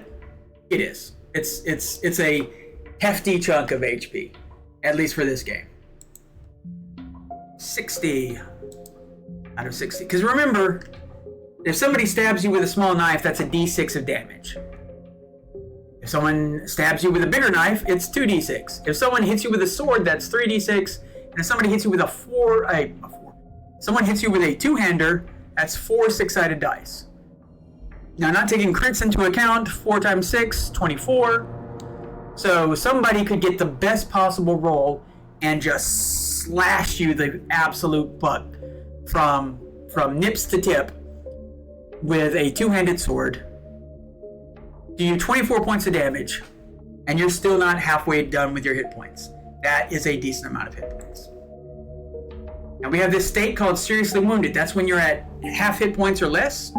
That's when you start getting some negative modifiers. You don't get and she's not going to have to worry about that until she's suffered at least 30 points of damage. So again, somebody could hit you and roll really, really well. They could hit you as well as they possibly could, sink that sword right into your trunk. You're still not seriously wounded yet. That's strong. Death saves. Death saves are interesting when you go down to 0 HP in this game. You don't immediately die. You don't just go and you're gone. You roll a death save. Your death save is equal to your body, whatever your body is. So say you had a body of 8. You would roll a 10-sided dice. If you get an 8 or lower, you're still alive. You get to do an action. You can still do stuff. Now, you have the penalties of being seriously wounded and mortally wounded, which means what you do is not going to be great. Like, for instance, you're probably not going to be... you're probably going to be limping off the battlefield, mostly. But you can still take a pot shot at somebody. But you're not dead.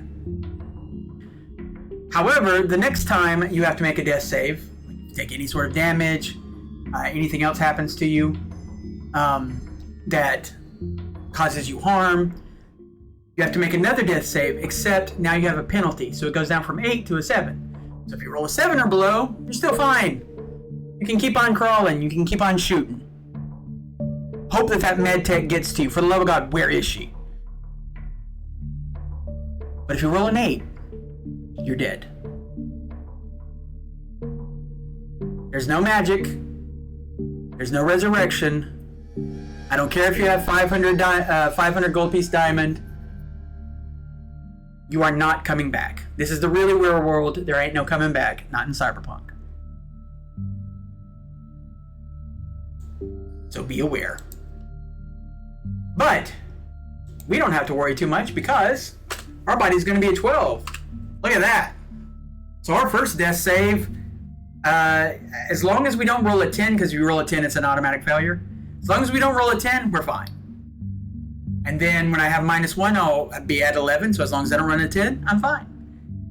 Next time, -1 more. My death save's now a 10. As long as I don't roll a 10, I'm fine. That's some good death save. That's some good death save. I don't know what that voice is. Don't at me, bro. Yes, unless you're the head of a certain corporation, okay, like, there's, there's always exceptions to the rule, but as a player character, for the most part, dead is dead. Or the way they used to say in Cyberpunk 2020, dead is dead, parts is parts, dead guys is parts. That's one of my favorite sayings from the original Cyberpunk. Yes, time to go through their pockets and look for loose change. 100%. Alright, so now we're going to look at some skills. For the most part, I am not going to get too nitty-gritty with the skills because you can really get lost in the weeds with these. And I would rather not lose all of your attention, especially since it's already been 2 hours. And that's not even counting the fact that the lightning...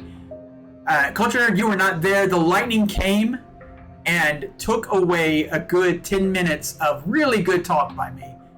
And quite frankly, again, God owes me $5. Specifically God. Our humanity is 80. That is a hefty chunk. That means we can get a lot of cybernetics and still be good. How many skills do we get? Let's see. Buying skills, basic skills. All characters begin 4 points in a language related to their cultural background. Yes, we got that. Though we already put the 2 points in all of the other skills. Okay, it looks like expert home is actually just a 2. That's fine.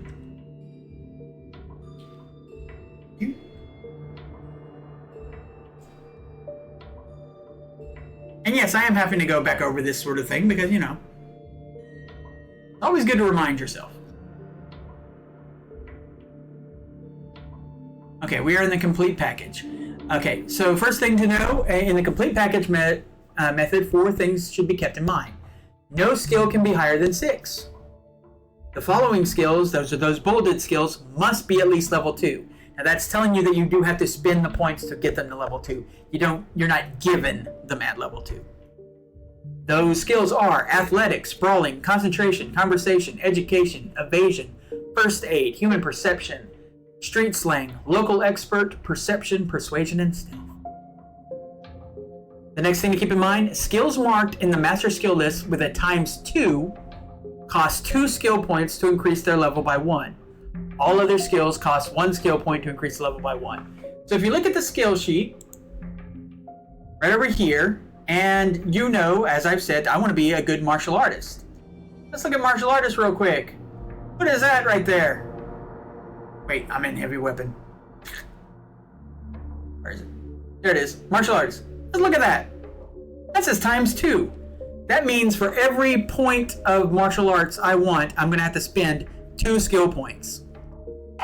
Remember when I said that this character is not going to have a whole lot of skills? That's because I'm going to be spending a lot of my points over there. I'm not going to be I'm not going to have a whole lot of general skills. Usually that could be a pretty big detriment because in a long-running campaign, all sorts of skills could come up. We may come up against something that there's a murder mystery and I need my deduction. May have to come up against some basic science with like education or with one of the science skills. I might have to dance to impress somebody. I might have to do some trading. I might have to work on a car. There's all kinds of things that could come up. But remember when I said step 1 is setting? Well, the setting is a one-shot. So none of that stuff's going to come up. Most of it, what's going to come up is the stuff specifically that I pick. So it's okay for me to min-max a little bit. In fact, it's even kind of recommended. I know min-max is kind of a dirty word, but something to think about when you're doing a one-shot is this character is not increasing in level. You're never going to get that perfect build that you've been working on. There's no future. There's just the now. So why not make your now as awesome as you can? Yes, a one-shot character anyway, so murder hobo for the win. Not necessarily a murderer. She wouldn't murder a hobo. Well, she's a hobo. Oh my god, she's the definition of a murder hobo. Oh, interesting. Didn't even think about that.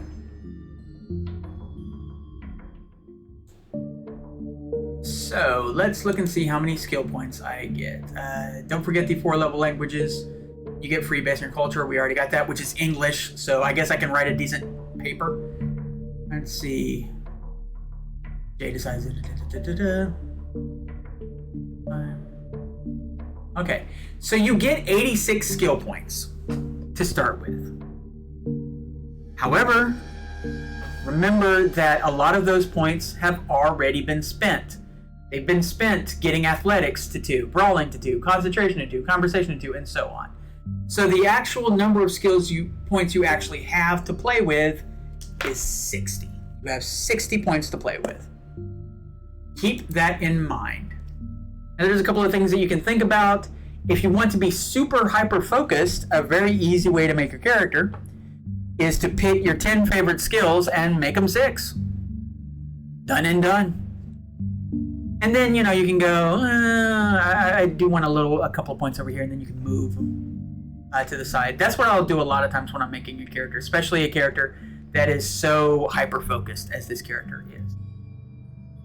But yeah, you can totally get in the weeds if you want to with a character.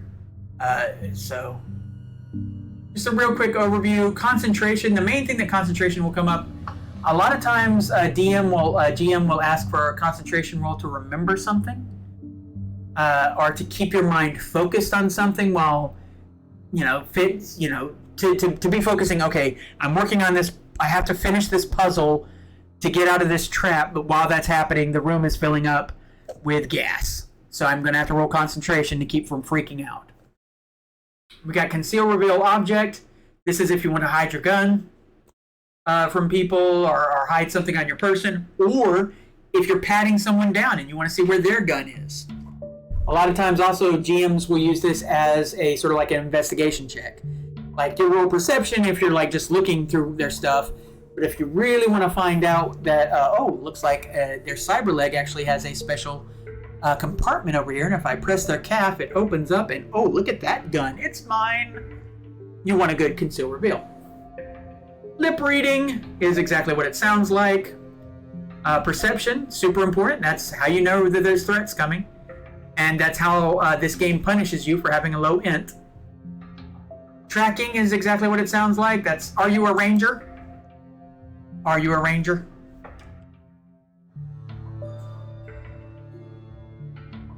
So can you track somebody down? Now when you're filling this out, what you do is you take the level and you add your stat, and that creates your base. So when they say, so roll your concentration, you're going to take your level, plus your stat, and you're going to look at your base, and that's what you're going to tell them. Your base is 10, okay? Like my base for concentration right now is 10.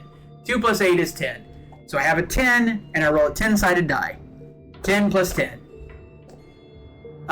Something else to bear in mind about Cyberpunk Red, if you don't know, if you roll a 1, that's a critical failure on whether or not you succeed, or was a fumble or something like that. I can't remember the exact wording.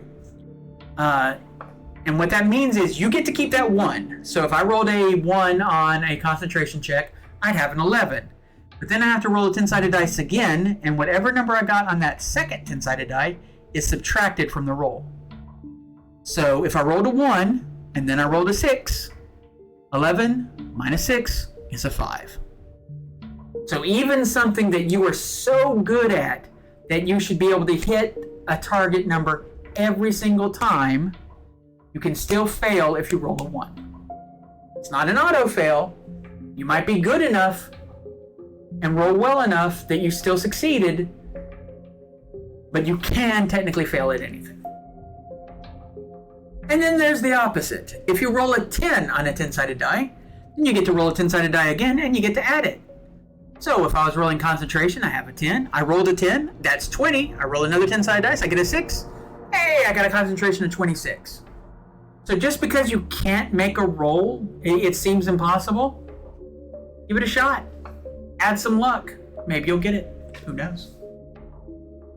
All right, we're gonna go ahead and real quick, I'm gonna put the stats in here. So that's 4, because these are all int, 4, tracking 4. Okay, body skills. You'll notice that none of the body skills says body.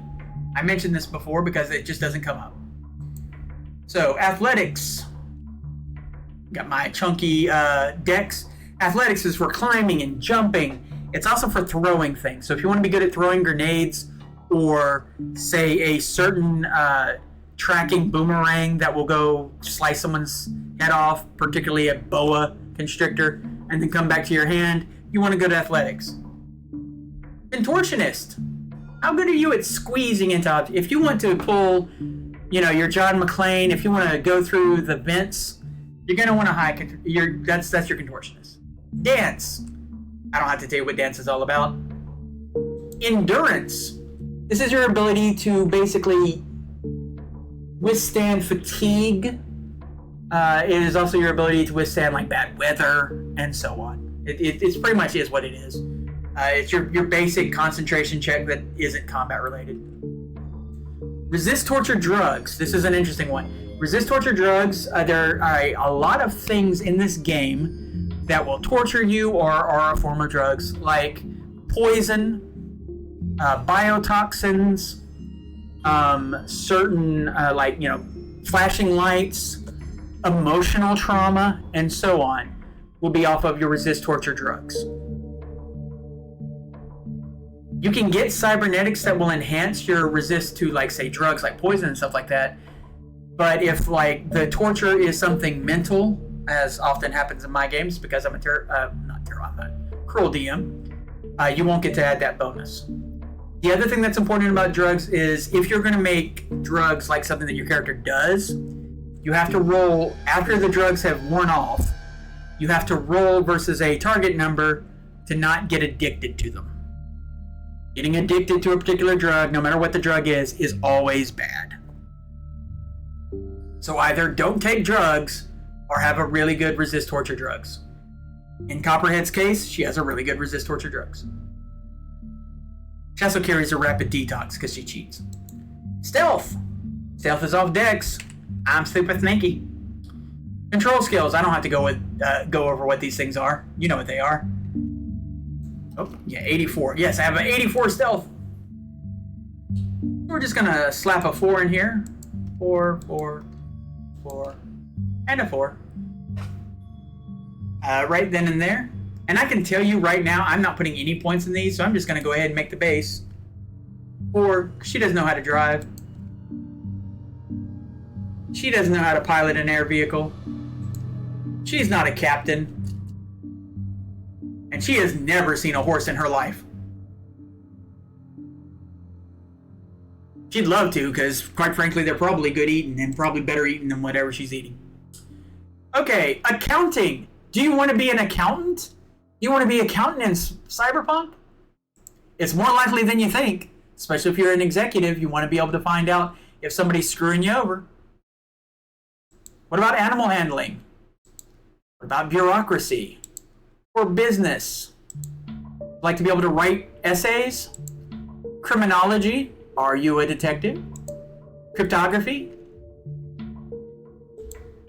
Deduction? Again, these are all, are you a detective? Education. Education is your basic education. So the reason why you got a 2 is because basically you have that's like grade school education, give or take.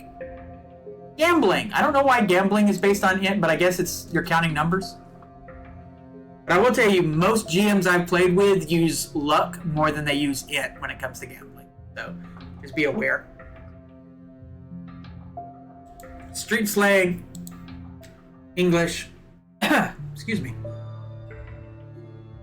Library search. That's if you're looking up information. Which honestly, these days, I mean, it's one of the things that separates this from other sorts of games, because it sort of recognizes the fact that you're less likely to know something than you are to be able to look up something.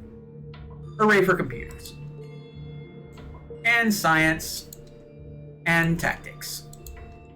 Again, wilderness survival. She has never even seen the woods. Tactics, hit thing with hammer is her tactics. Alright, brawling. Gonna put a big bad 8 in the stat there. Brawling is your ability to punch something. It's not martial arts. It's your basic sort of punching. It's also your ability to grab somebody or wrestle them. And it's your ability to resist being grabbed and wrestled. So don't necessarily go, well, I'm never going to punch anybody. I got this gun. Why would I put any points in brawling? Well, when some big mofo comes over and grabs you by the throat, you're going to wish you had some brawling. Don't ignore that. But especially don't ignore evasion, because evasion is used for everything. Martial arts. We'll put an 8 there, and we're definitely going to spend some points on that. Melee weapons. Thing to note about melee weapons, it's not just swords and hammers, though, yes, in my case, it's going to be hammers. But it's also any cybernetic weapons. So if you have Wolverine claws, you're not using martial arts to hit with them most likely. You're not using brawling. You're going to use melee weapons with your Wolverine claws. You got scratchers. You're going to use melee weapons. If you've got a combat tail, yes, those exist in this game, you're going to use melee weapons. So, our melee weapons. I don't care. Please don't at me, bro. Acting! Well, she's got an 8 and cool, so she's not bad at acting. I will say a lot of times acting is sort of used by GMs as like a way of like if somebody's trying to get a read on you with human perception and you're trying to prove that no, really I believe that, or I mean that, or I belong here, acting will come up. So don't sleep on it per se. It does have uses. Play instrument. Okay, this is tech. She only has a 6 in tech. 6 and 6. Archery. Can you shoot a bow? No. Wait, I didn't put it out. No. What about auto fire? That's your ability to shoot a machine gun on full auto fire. You'll notice that's a ×2 skill. So anytime you take a weapon and it goes, anytime you daka. This is your daka skill. And being a daka skill, it does cost more. But she's not good at that either. Handguns. Handguns are like the most basic weapon. More people will have handguns for you to acquire and use than any other weapon. It behooves you, if you want any sort of ranged, to get at least a couple of points in handguns. But I'm not gonna. Heavy weapons. Want to shoot a rocket launcher?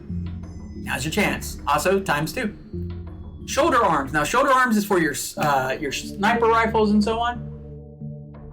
Your assault guns and things like that. Basically, if you take the gun and you put the butt up against your shoulder, it's a shoulder arm. If you take a bazooka and put it up against your shoulder, that's your shoulder gone.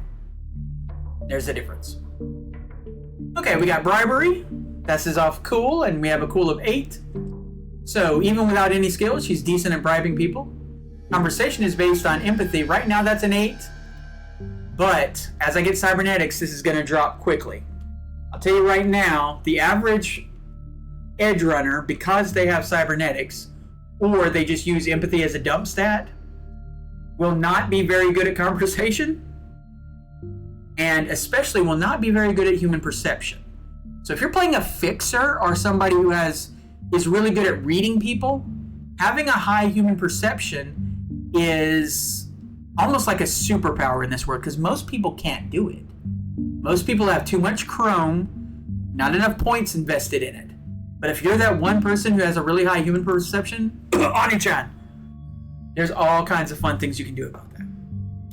Interrogation, she got an 8. Persuasion, she got an 8. Personal grooming, she's got an 8, but I'm not putting any points in that. Streetwise, she's got an 8. Trading, she's got an 8. Wardrobe and style, not putting any points in that, and an 8. Okay, tech. Tech is 6. These are all 6s. So, does she know how to work on a vehicle? Probably not. Basic tech, it's got a 6. Cyber tech, it's got a 6. Demolition, blow things up, that's a ×2. She's got a 6. Electronic security tech, she's gonna break through. It's got a 6. First aid, she's got a 6. Forgery, 6. Can she work on a car? 6. Can she paint? Can she draw? Can she sculpt? 6. Paramedics, 6. She is not going to do any surgery on you. How's she at photography? Will she take those nice black and white things? Will she move you with her expression of light and shadow? 6. Pick locks. 6. Pick pockets. 6. Does she know how to work on a boat? 6. Weapon tech. 6. And that is all. I have put down all the basic points. Now, I'm going to do what I suggested before, and I'm going to pick out at least 10 skills that I want to be super good at. First things first, we want to be super good at brawling, because brawling, again, is wrestling. So we're going to spend, we would spend 6 points, but 2 points are already there. So I'm going to turn that to a 6, and out of our 60 points, we've already spent 4. We want really good evasion. Never sleep on evasion. 4 more points. So we can go ahead and put the base on these things to 140. No, 14.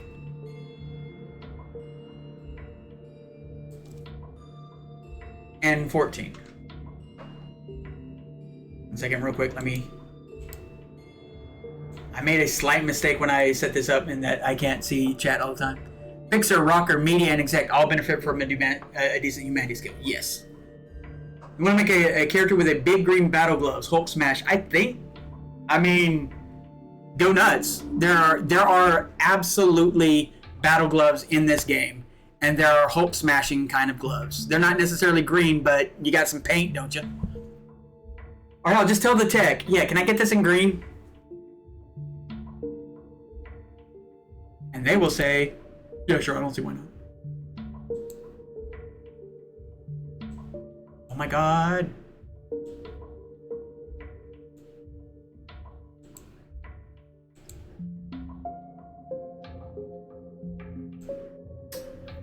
Okay, so this interface is going to make this difficult for me. Cool. Thank you. Alright, so we spent 8 points so far out of our 60. What else do we want high? We're definitely going to be investing in martial arts, but that's going to come later. Because the thing about martial arts is one of those skills like languages and sciences. You notice how they have extra boxes? If you put, like, say, 3 points in martial arts, you have to assign those points to skills. Like, say, I have 3 in martial arts, I'm going to have 2 in boxing and 1 in wrestling.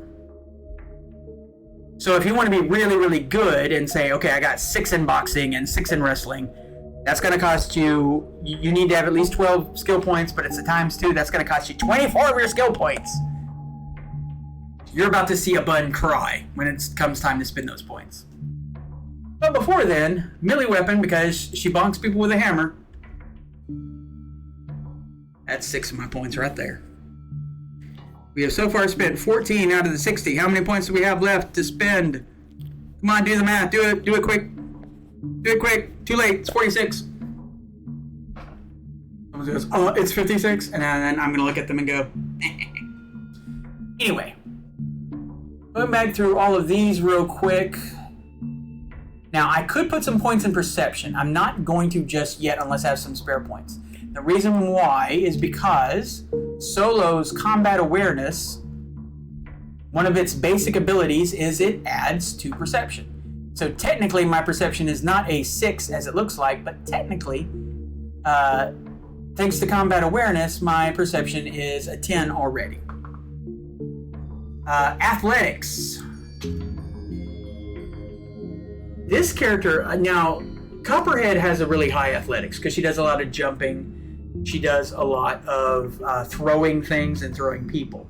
This character, not necessarily, so I'm not going to put any points in athletics just yet. Stealth.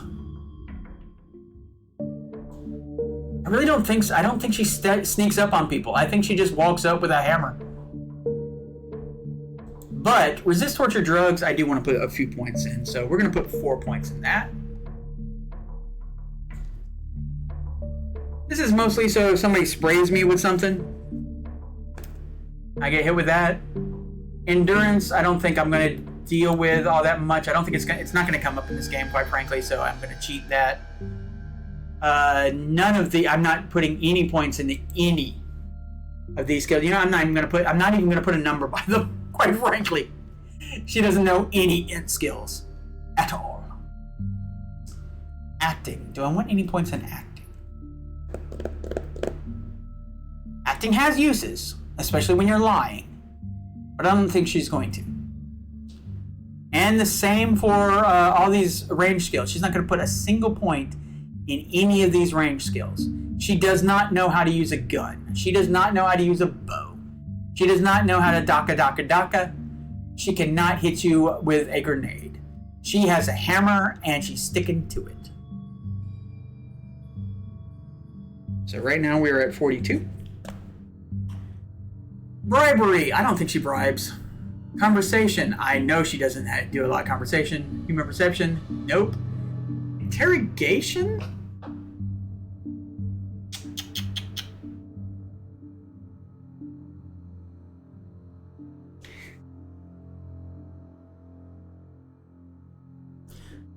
I'm not gonna put any points in interrogation. Now I could see where she might use it, but again, part of this is being that she's a one-shot character.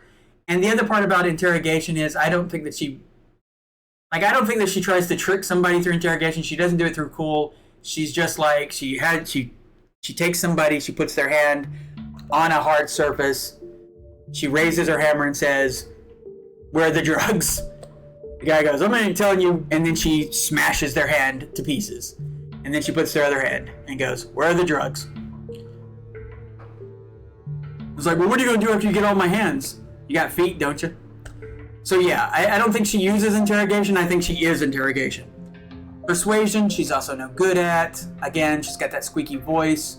She's very antisocial in general. And she has that neurotic quality to her. She doesn't know how to talk to people.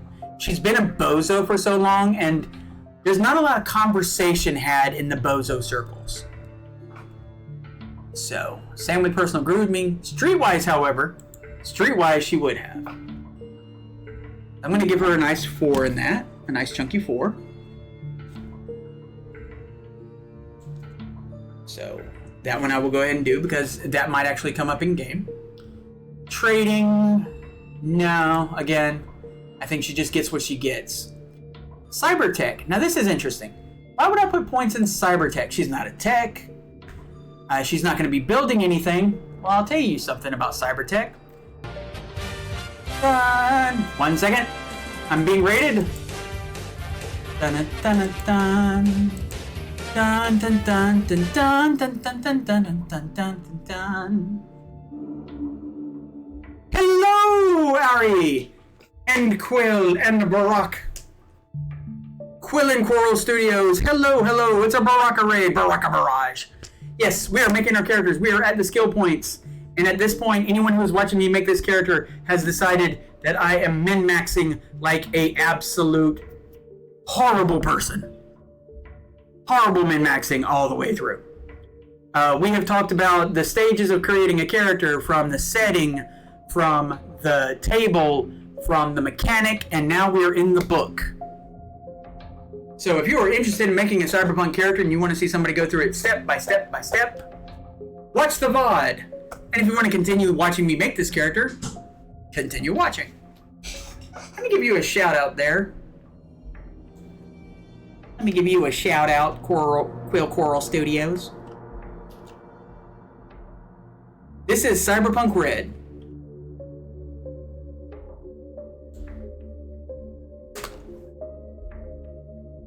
This is Cyberpunk Red. Cyberpunk 2020 is a fun game. I had a whole lot of fun with it, but what are those rules? Some of those rules are all over the place.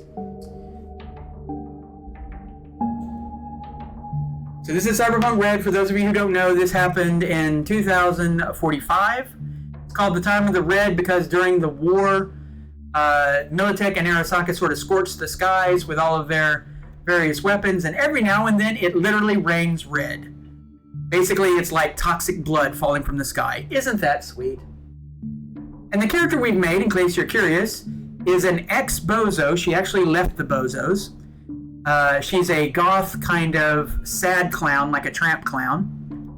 And she uses kendo, the martial arts, with a giant F-off hammer.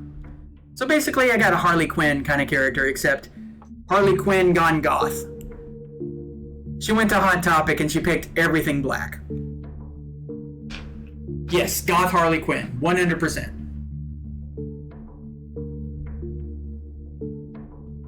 Because I don't know if you know this, but I do know this, having looked at the mechanics, and that was in Step 3, Mechanics. Follow the mechanics. Kendo, the martial arts, can be used with any melee weapon, which includes a giant hammer. So that cool special ability in martial arts where you can pull out your katana real quick and cut a bullet out of the air, and then flip your katana around and put it back in its sheath and look all badass. You could also just take your hammer and hit the bullet out of the sky. And that's what she do. So this is my crazed character. She's going to be a lot of fun. This character is being built also, if you look at I should have a pin notice about where this character is going to, but she's going to be part of a special Pride Month one-shot this Saturday run by the Pocket Dragon Pub. The whole point of this is that we are in it's basically a gay bar that is also an arena for fighting. We have an annual contest called Queen of the Hill, which is what my character has come here for, except it's about to get invaded by the Chrome Legion. So the denizens of the bar, which by the way is called the Diamond, is going to fight a bunch of cyber Nazis.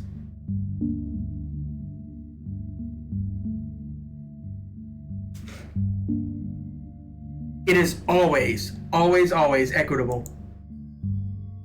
to hit a cyber Nazi with a giant hammer in an Ijitsu strike. Okay, back to the character. So we are still doing starts. We were over at Cybertech. So this is the thing about Cybertech. The reason why Cybertech is kind of important because there is a thing called a microwaver. And a microwaver is like a little miniature EMP pulse. And if they shoot you with it, your cybernetics can be turned off. Now, for some cybernetics, that's not a big deal, you know? Okay, you turned off the gun I had in my little thing, no problem. You turned off my gripper feet so I can't walk up walls, whatever. But I have an internal frame and skeleton. If you turn that off, suddenly I go from a body of 12 to a body of 2. I'm not strong enough to lift my own skeleton. That would be bad. But when you're hit with a microwaver, you get basically what equates to a savings throw based on your cybertech. So I have a plus 12 to that roll. And I need that. Because if anybody comes in with a microwaver and I don't have that, I'm toast. And I don't want to be toast. I don't know about you, but I don't want to be toast. Maybe you want to be toast, but that's not me. That's not my gig. Okay, so we're at 32. Continuing on with the point spend. Does she know anything about demolitions? Hell no. Does she know anything about electronics and security tech? Hell no. Does she know anything about first aid other than the basics? I'm going to put 2 of those 32 points on that. Because I don't think she knows paramedics, but she probably knows enough to slap a band-aid on it. Now, does she know anything about land vehicle tech? I mean, she doesn't know how to drive a car. Why would she know how to work on one? Does she paint? Does she draw? Does she sculpt? No. Except unless you count in blood and hammer. Paramedics, no surgery. Photography. Again, does she know how to properly use light and shadow to convey emotion? No, not at all. Has she ever picked a lock? Why pick a lock when you can just smash it with a hammer? Has she ever picked a pot? Has she ever picked a pocket? Why pick a pocket when you can smash somebody with a hammer and then grab in their pocket?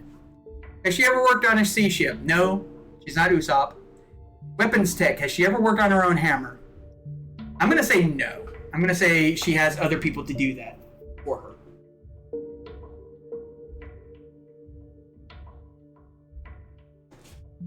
So what this leaves us with is 30 points.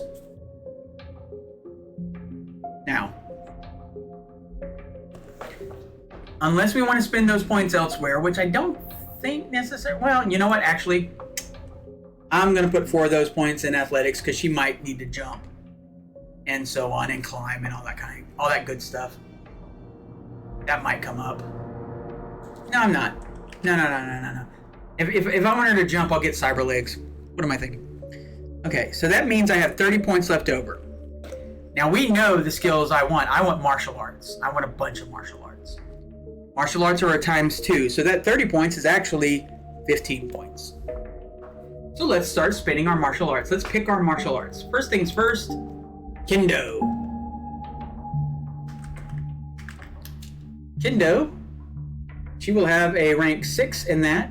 She's going to spend all 6 points. So 6 plus 8 is 14. So that way we'll know what our rank is in it. And that cost her 12, the 30 points, or 6 points out of the 15, so she has 9 points left over. Now we have some other martial arts to look at. Now there's a particular martial art that I am super interested in that is also going to be super useful for this game. Looking at the martial arts over here, unfortunately, I'm going to have to take I'm going to have to learn some cop martial arts, unfortunately. I'm going to have to learn, or is it? Krav Maga, cut the bullet, woo technique, flash dance, the Faust, the So system. Where is this? I hate when you know pretty much where something is, but it's not there when you look.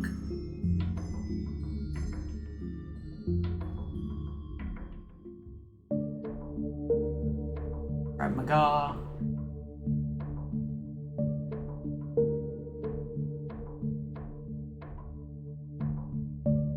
Where is this? Not Militech combo training. It's not Kudo. Not Krav Maga. McGraw.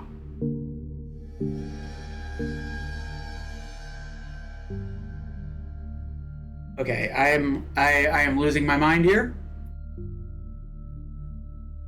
I love it when it's like you know exactly what you're looking for, but not the exact page, and you just go a little insane while you look for it. And that is what I'm doing right now, going insane. Please forgive me. And if you can't forgive me, go to hell. No. The So system. It's not sumo. Okay, it's the mock. That's why. The art of modern confrontation. I don't know why. Why is it called Thamok? Thamok? So the reason why I'm looking at Thamok, it has 2 special abilities. One is called Advantaged Position. It is your turn. You're the attacker in a grapple. Once per turn, when you fill this requirement, you can use martial arts to attempt to beat a DV-15. If you succeed, you lower the penalty incurred by making an aim shot to -5. I'm not going to use that. I have the Kendo thing. But the other ability is called Weapon Retention. Requirement: you're about to be disarmed of a weapon by any means, any martial arts, any grappling, any means that someone's going to take that weapon out of your hand, any means that someone's going to try to take my hammer.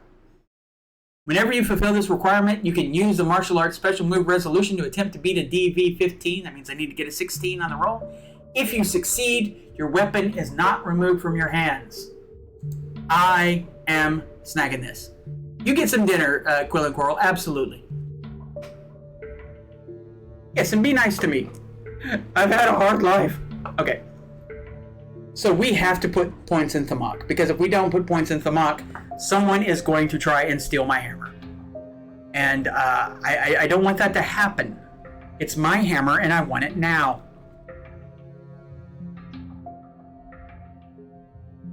So, let's see. Let's say we're going to put a 3 in Thamok, because I have an 8, so that will give me an 11. So I need to roll a 4 on a 10-sided dice. I need to roll a 5 on a 10-sided dice but I can also use luck. I don't think I'm going to get disarmed more than once in this game, so I'm just going to have to keep some luck to the side for this. I might spend some more points in it later, but for right now, the mock at level 3.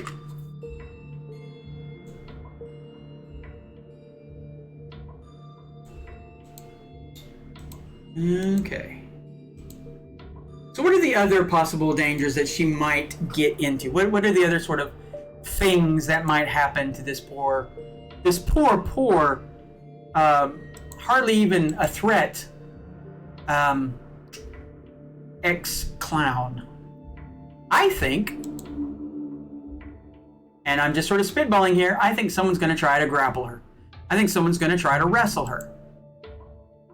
So I'm going to take wrestling. Because the cool thing about wrestling is if I fail and they get their brawl off on me and they've got me grabbed, the moment it is my turn, I can roll, and if I get a 15 on my roll, I'm not grabbed, they're grabbed. And it doesn't matter what their roll was. All I need to do is I need to get that 15. So we're definitely going to spend the 3 there. Leaves us with 3 more points. What other martial arts can we get? How else can we cheat the system? Sorry. We're not cheating the system. We are engaging with the mechanics. Make a character. That's what we're doing. It's beautiful.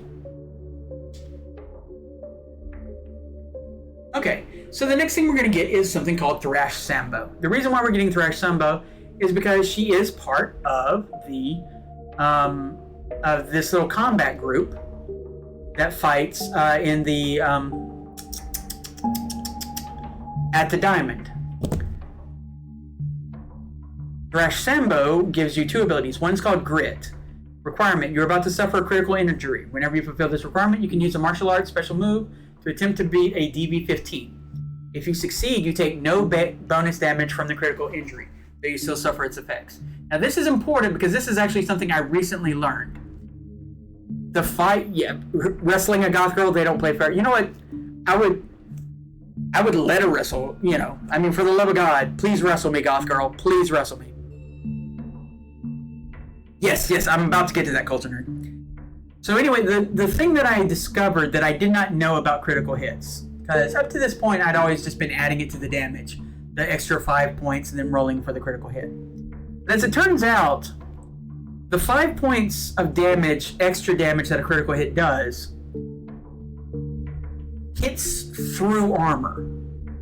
So even if you are armored, you still take that 5 points of damage. You take 5 points of damage directly to your body. It doesn't matter how much armor you have. You take that 5 points of damage. We don't want to take 5 points of damage for free just because they rolled a crit. So we're not gonna, if we can make this roll. But yes, Culture Nerd is correct, because the next ability is called Thick Skin. Requirement: you're taking damage from a melee attack. Now when it says melee or melee attack, when it says that, it's talking about weapon attacks. It's talking about martial arts. It's talking about brawling. So somebody pops their claws on you, someone whips out a blade, if someone tries to punch you, this all applies. Whenever this happens, you can use the martial arts special move to attempt to beat a DV-15. If you succeed, the damage you take from this attack is reduced by 2, which is really good because we can reduce it below the damage threshold of your armor. Not only did you not take damage, but your armor did not deteriorate. And if it was a martial arts attack, which a lot of people are going to be using, it reduces the damage by 4. Now that's super good because, again, if they hit me with a martial arts attack, my armor is going to be halved. But since they had to use a martial arts attack to get through the armor, and I get to lower it down by 4, much better odds on that. And again, as Culture Nerd pointed out, solos can spend some of their combat awareness to give themselves damage resistance. So those 2 damage resistances can stack. So you can keep your armor and your body secure and make those 60 hit points, which are already an incredible number of hit points, lasting longer. We are taking Thrash Sambo by Jesus God. By Jesus Thrash Sambo.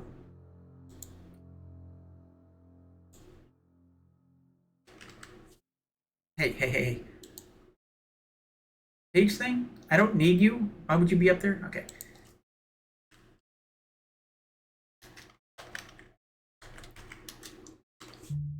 By the way, in case you're like, well, this person, you're totally gonna pop all these surprises and make your game master have a miserable experience. No, for two reasons. One, I have already told my game master that I was doing this stream today, so they can always watch the VODs and they'll know exactly how my character is made. Two, when you're making a character, especially you make a cool character with cool abilities, the mistake is trying to hide those abilities and surprise your DM with them. What you do is you catch your DM, your game master, flat-footed. They're not entirely sure what to do with that. You throw the plans in all kinds of weird ways. People get upset. People, you're sort of min-maxing, kind of breaking the rules and all that, and it just becomes a bad time. What's better is to make a really cool character and then show it to your game master. Say, these are the cool things that I can do. These are the things I'm interested in. Now you have told your game master through that what it is you want to do in the game. You've told them you want to be able to do combat. You've told them that you want to be fighting in cool martial arts battles. You've told them that you're wanting to do headshots and so on. And a good game master is going to want to help you experience the fantasy. So they're going to help you along with that. As opposed to fighting against you because you've made it antagonistic, they're going to cooperate with you.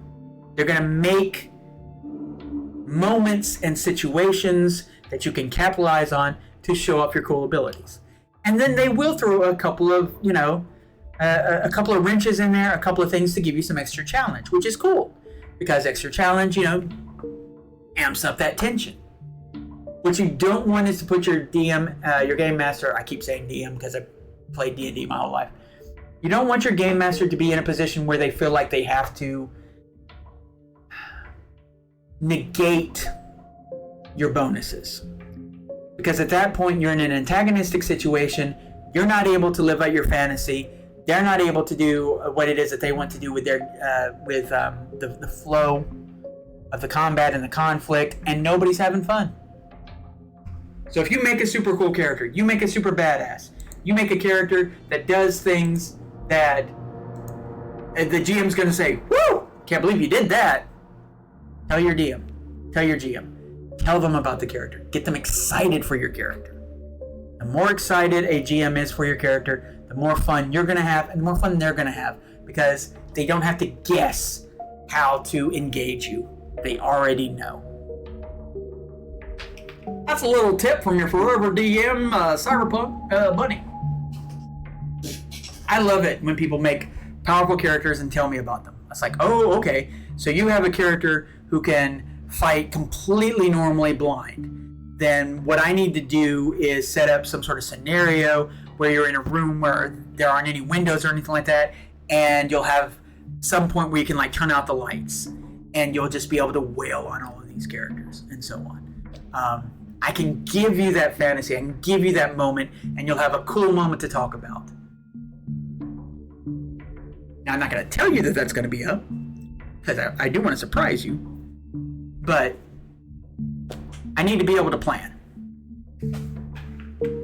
Because the other option is, you don't tell me that you made a character that can fight blind, and it never comes up in game. Oh, your character could strike invisible people? Well, I'm sorry, I don't have any invisible opponents here. It sucks to be you, I guess. That is not a good game to be in. Why is it, as a DM, it's very important to know what your character's favorite spells are, your player's favorite spells are. Because if they have see invisible and you don't have any invisible monsters, you have wasted their time and wasted their fantasy. Yes, exactly. You can also challenge that character too. And you can challenge him in a fun way as opposed to an antagonistic way.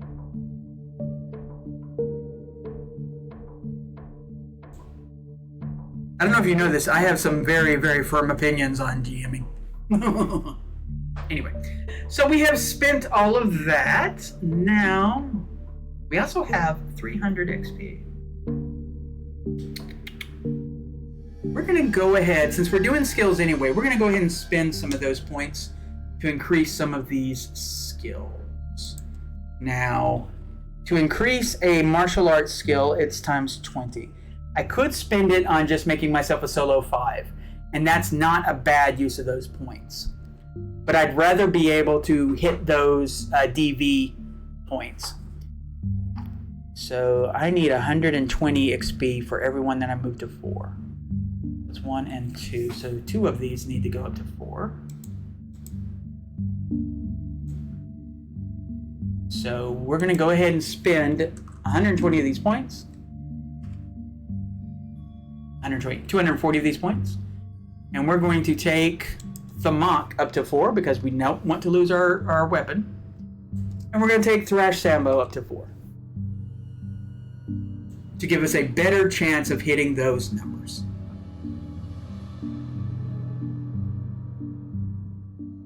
Let's see, we got 60 more points. Is there anything else we can do with that?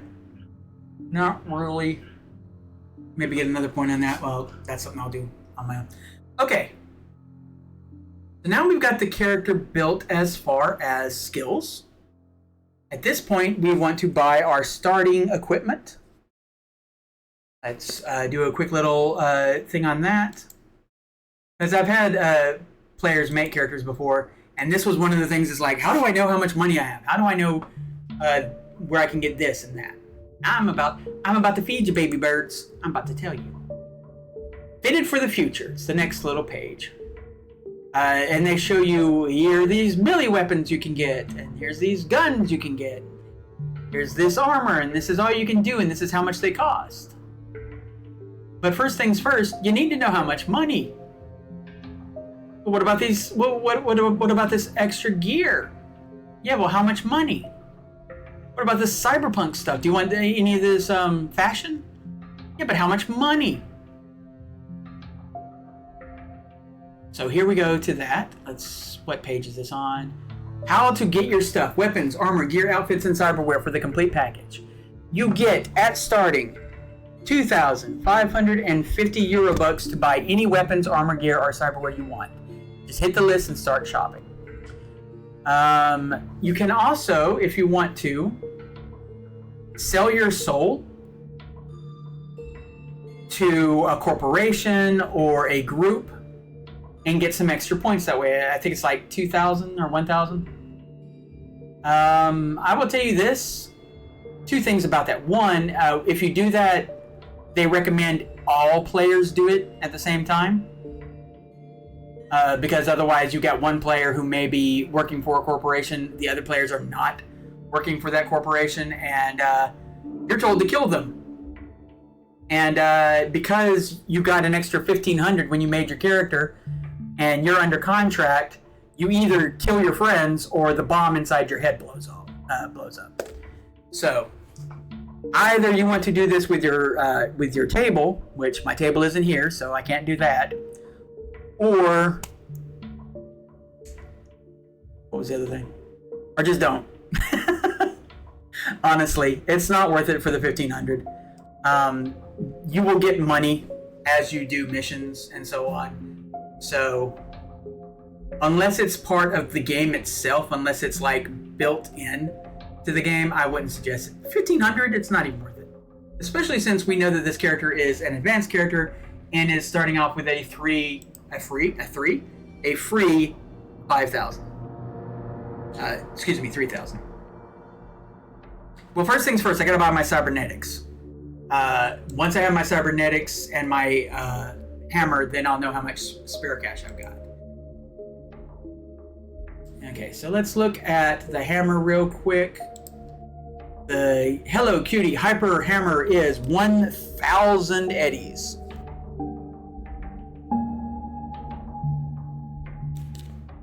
So out of my possible 5,250, 1,000 is just going to the hammer.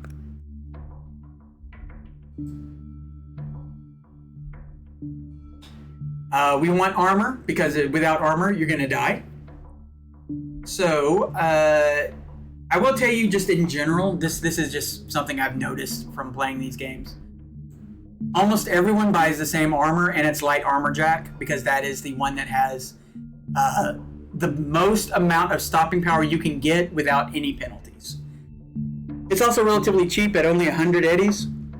So I'm going to get light armor jack. And I'm going to get one as a helmet as well, because I think she'd have a helmet.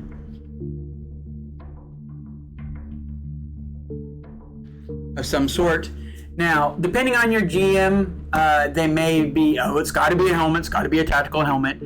Or you may get a cool GM who's like, nah, cool, you can have like a cool badass mask or something of that nature. Given that this is a one-shot, I'm pretty sure I can get like a mask or something like that. Or I can even say, all right, I tell you what, my helmet is the nose.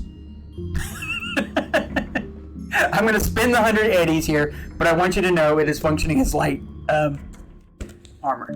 The other thing I could do if I wanted to is, as opposed to buying the armor here, I could buy subdermal armor as cybernetics. That is a possibility, and that covers both your head and your body. So, just something to think about. But let's go ahead and move on. I don't need to worry about a gun. Just have my hammer. So really and truly where I need to be spending most of my time is looking at stuff. Let's see. We know that we want, for sure, because we want that body 12, right? Which means we have to get, where is it?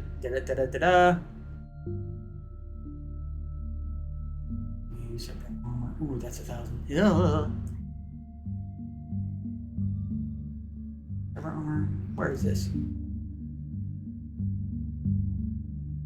Half of this time was spent looking for things. Okay, grafted muscle and bone lace costs 1,000, and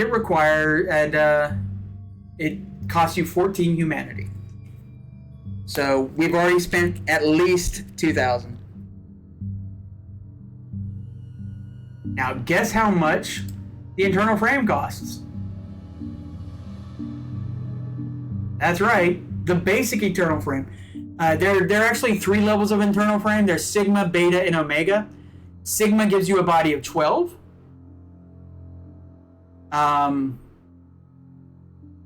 Beta gives you a body of 14. And Omega gives you a body of 16, if I remember correctly. It's either 16 or 18. It's ridiculous. Now, the smallest of those you can have in your body without looking hulked up. But if you go for Beta, you will get big. I'm also looking at the linear frame, and it says requires body 6, not body 4.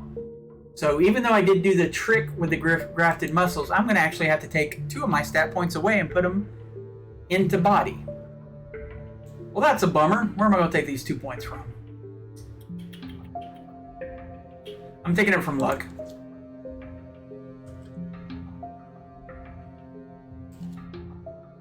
And we'll go ahead and just make that body 12. Okay. Now the internal frame is also 1,000. So I have already spent 3,000 out of my 5,250. But wait, there's more.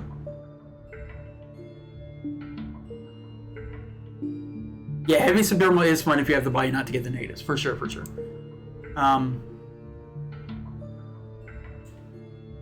But it's also super pensive, and I am quickly running out of cash already. Maybe I should sell my soul to a corporate.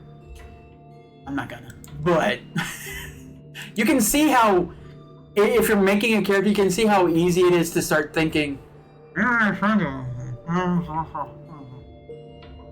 kind of fun, so I haven't even bought clothes yet. But anyway.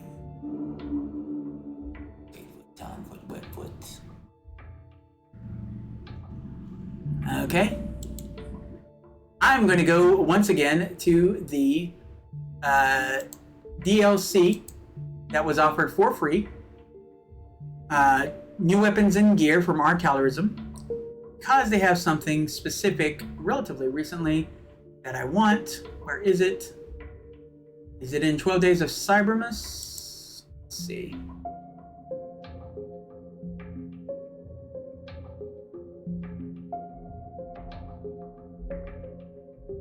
No, it's something later than that. Spinning your wheels, must have cyber deals. Is it in Redmus? Yeah, I think it might be Redmus. Okay. So even though I've been talking about how little money I have, I'm going to buy the Rockland Augmented Skydivers. The Rockland Augmented Skydivers is a nothing stops traffic like a great set of legs, designed by a award-winning guerrilla artist. The skydivers lift you high, smash you through obstacles, and make you look like you belong in the world's greatest museums. It's a pair of cyber legs that you get. You get the cyber legs paired immediately, and you get jump boosters in there. And the jump boosters do not cost any extra humanity. Also, if you move at least 4 meters or a yard in a turn, and you make a brawling or martial arts attack against cover, and only cover, you get to add 3d6 to the damage. So basically, you can kick a door. You can kick your way through a steel door. So I'm gonna do that because I'm crazy like that. You know what? Let's spend the other 5,000 on that. So I'm gonna have the subdermal armor. That way, I'm not even gonna have to worry about armor. That leaves me with 250 eddies. Oh my god. Oh my god, I am so broke already. How did I get so broke so quick? And the answer is, welcome to Cyberpunk. The thing to remember about Cyberpunk is Cyberpunk was created, the initial developer of Cyberpunk did not just make it for the sake of, hey, this is cool Cyberpunk, we're all going to be, have super Borg abilities and stuff like that.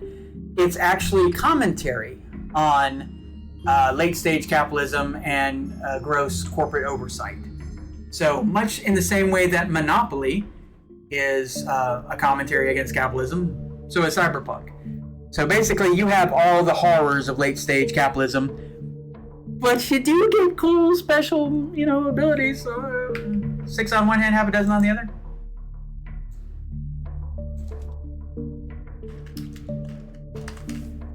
Jump boosters.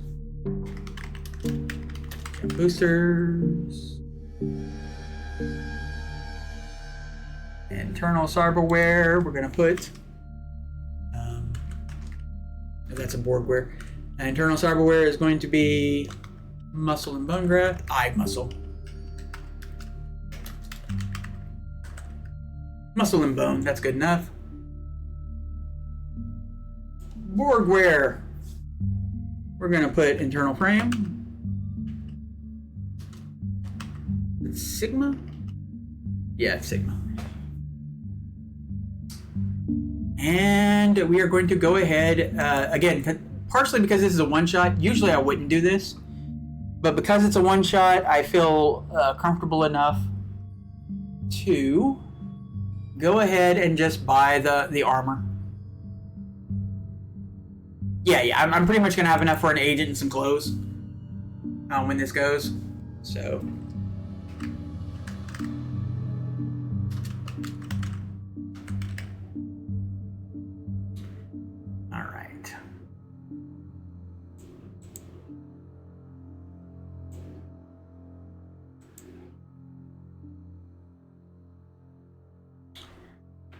Now, what that means is I'm not going to have enough money for the cyber eye that I wanted to get with the targeting thing, and I'm just going to have to live with that. So, let's see. The jump booster legs are costing me how much humanity? I haven't done that yet. 14. And I happen to know that the eternal frame also costs 14, so do the muscles. That's 14. How much did that armor cost me? I bet you it's 14. How much you want to bet? Subdermal armor, it's 14.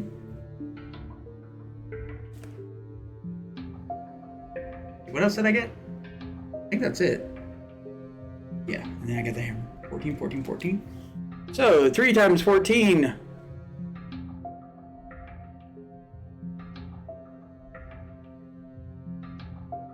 Let me make sure on my math on that, but I'm pretty sure that I am correct. 28. Yep, 56. So out of my 80 humanity, I just dropped 56 of it. Ow. Ow. Ow.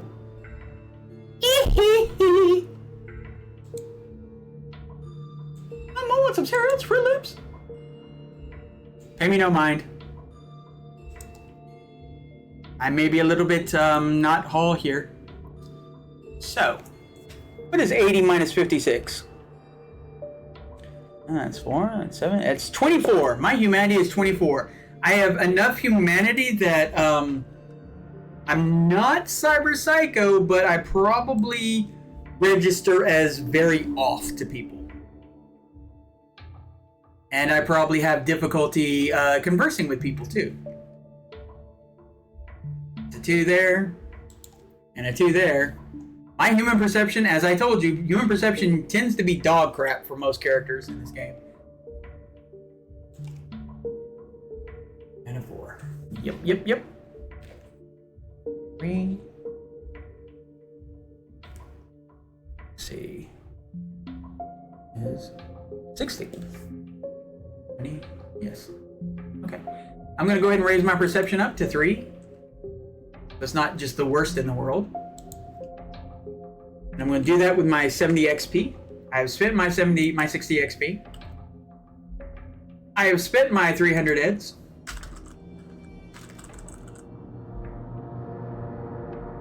So some of my advanced stuff is already done. I've got the hammer. Oh, again, I don't need... Go away. Go away.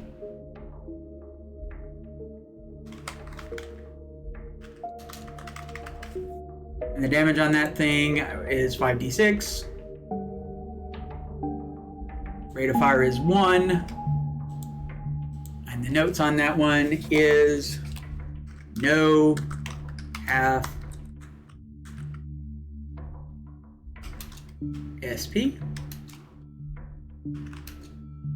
Roll twice and pick.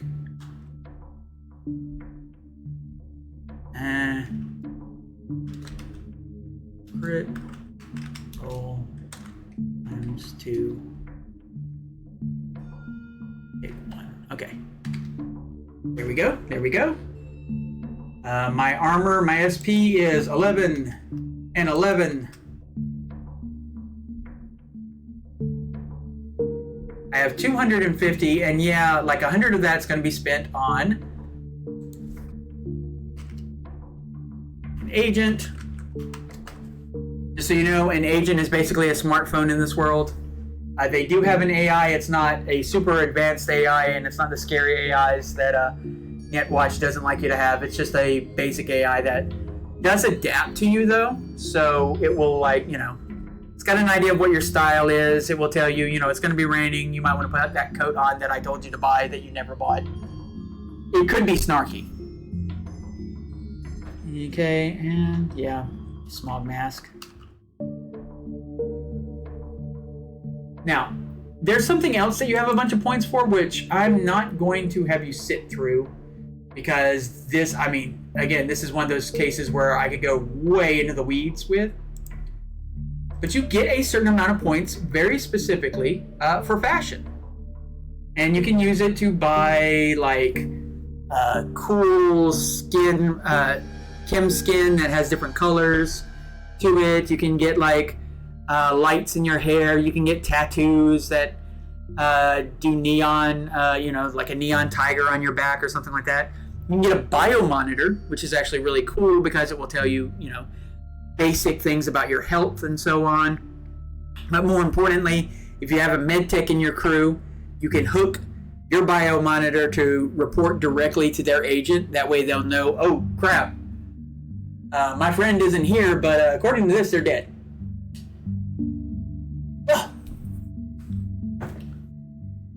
But anyway, you get, how much? I believe you get 800 eddies just to spend on fashion. It can only be spent on fashion.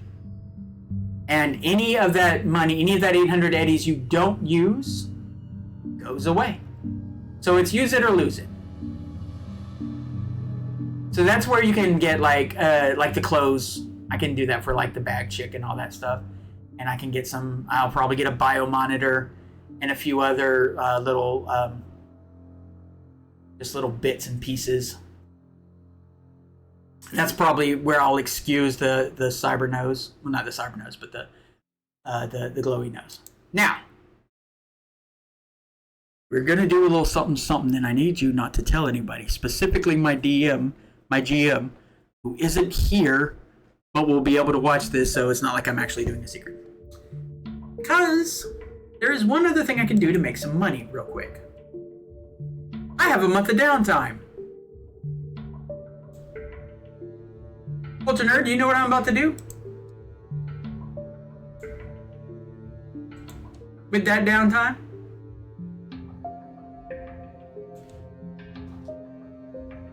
One month of downtime. Let's see, where is this? Making a living in a cyberpunk world.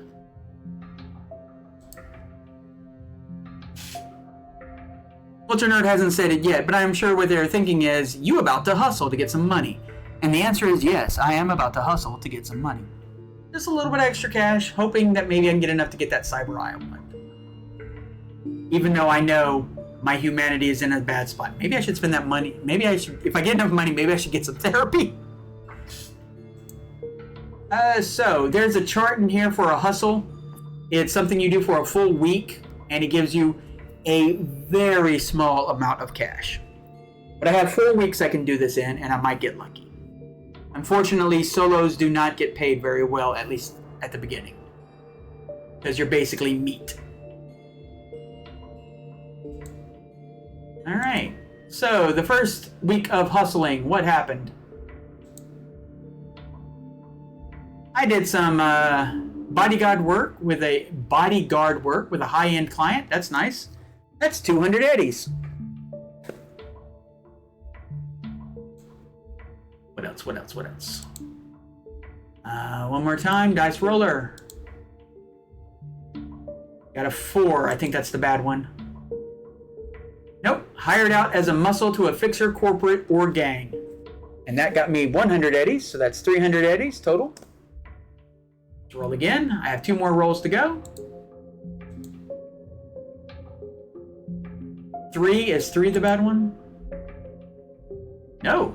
3 is a difficult hit or extraction. I probably killed some bozos. So that's 200. So 500 eddies.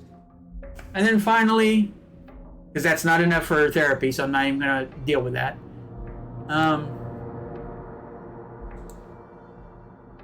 Roll. I got a 4. I think that's the 100 again. And hired out as muscle. So that was another 100 eddies. Now, obviously, when you're hustling, you can see that I'm making like 100, 200 eddies. In the actual game, they sort of split it off like this. A easy job. A job that you're not expected. You might not even see a bullet, other than just the usual dangers of Night City. You'll get about 500 eddies. So one actual edge running job is worth way more than hustling. That's like 500 eddies, and that's assuming you don't have a fixer to make it more. A average difficulty job, you are going to have to fight, but you're probably not going to die. You probably got enough. You're probably going to get through it. No real worries. It's 1,000 eddies. Again, way more money. You will get shot. Finally, you can get a dangerous job. Now, a dangerous job can be whatever the GM sets it at, but they suggest something about 2,000 eddies. 2,000 eddies is a nice chunk. It's a nice little bit of scratch. You will get shot. You may lose a friend. You may die. But hey, 2,000 eddies is 2,000 eddies. So by spending that 1 month, I was able to get 600 eddies. Let me check something real quick on the Cyberpunk cheat. Go to Cybernetics. Cybernetics. How much is an eye? An eye is 100. How much is a targeting scope? 500. I have 600 eddies. I have exactly enough to get this freaking eye. So I do in fact get a cyber eye. Does it need to be paired because that could screw me over? It does not. Okay, so I have one cyber eye. We can make it fun too. We could like put a joker in the eye. That's a cool little addition. That's fun. That's 600, but it's also going to cost me 3 and 7. Oh god. Oh, okay. So the reason why my character has joined in on this Queen of the Hill is because the Queen of the Hill has a nice little, I'm assuming there's a nice cash prize, and she is going to use every bit of her cash prize for some therapy, folks, because she needs it. Because getting that cyber eye just cost her 10 humanity. Oh god.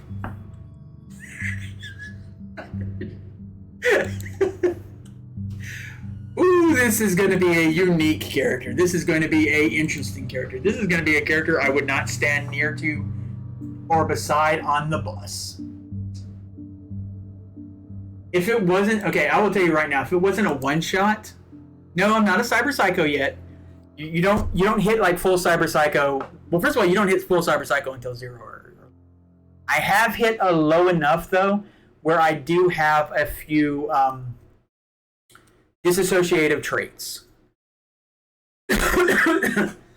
So we're going to say that she has sort of like a low-key, almost like a schizophrenia thing, though it's not actual schizophrenia. Because it is more to do with trauma.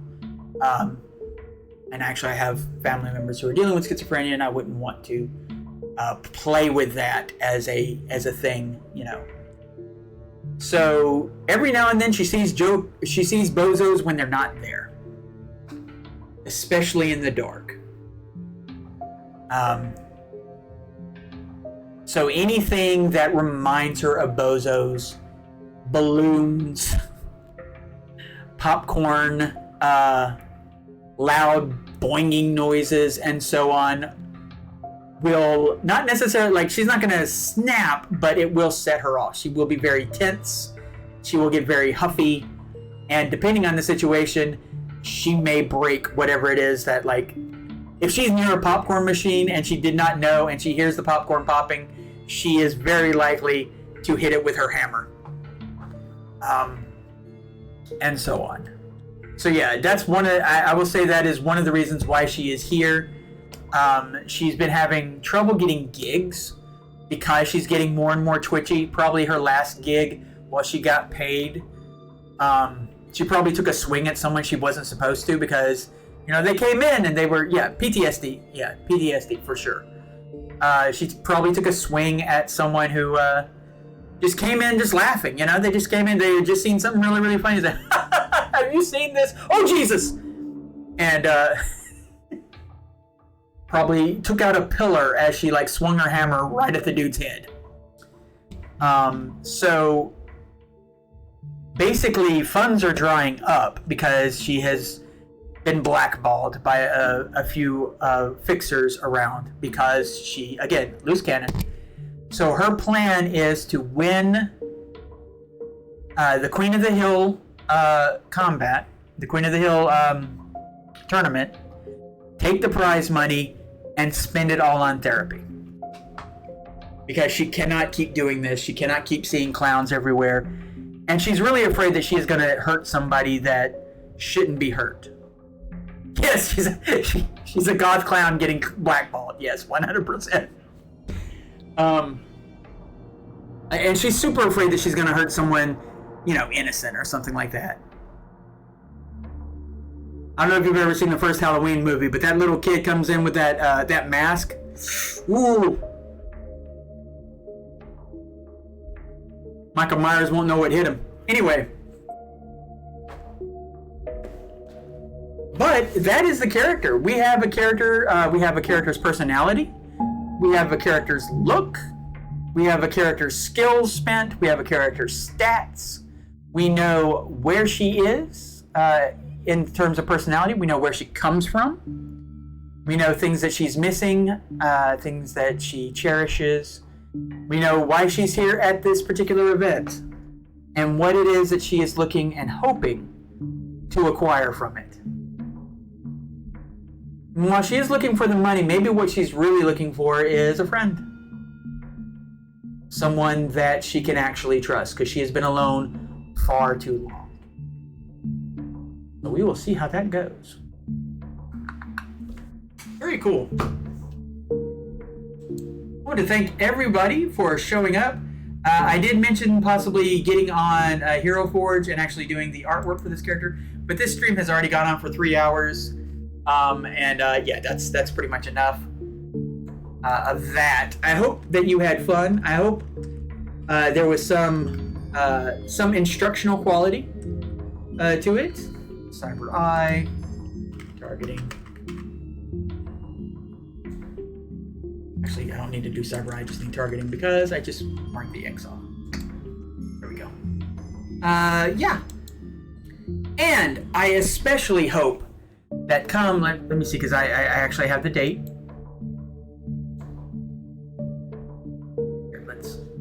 Here, there we go. Let's move off this downtime. Oh, we never gave her a name.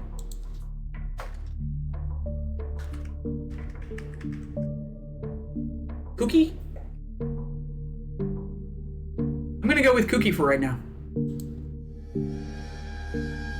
Yes, I know, it's a silly name. At the moment, until she takes out more bozos, she's not willing to change the name. And also, even if she tried to change the name, there are way too many people who would use that old name on her.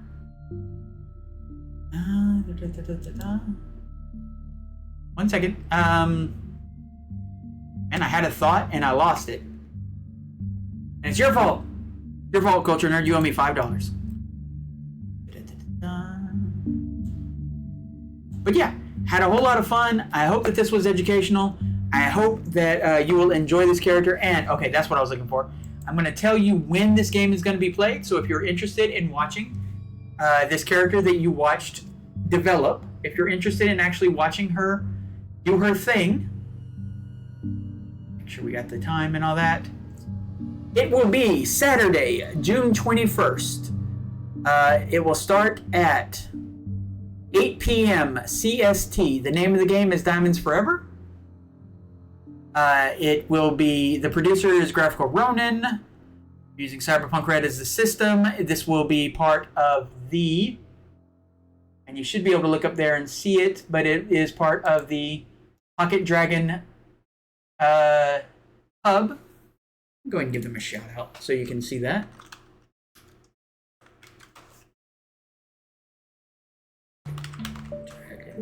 Pub.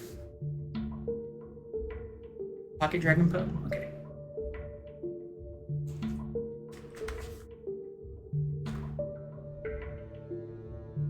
Yes, there you go. So anyway, it will happen again at Saturday, June 21st, starting at 8 p.m. CST. Did I say 6 p.m.? No, it's 8 p.m. CST. And we have a lovely game master who's going to be running for it. She is very sweet. I was very impressed with just her excitement for the game, quite frankly. And that is something I always love to see. And I would tell you her name, except for the fact that I am currently in the Discord thing and all names are freaking... Yeah, all names are freaking marginalized. You'll see it when it comes up. Anyway, please join us. Please watch this character. Please support their channel. And support a bot if you feel like. I'm just saying. And let me know. Let me know later on on my Twitter or wherever you want to let me know if you like this kind of content. If you want to see more of this. I could show how I build maps for Cyberpunk games. There are several other systems And eventually I'm going to start doing, start playing where I'll be actually running games for pay. And you can sort of like look sort of behind the scenes on some of that. But for now, let us go and raid ourselves a goblin. She is playing some Alan Wake.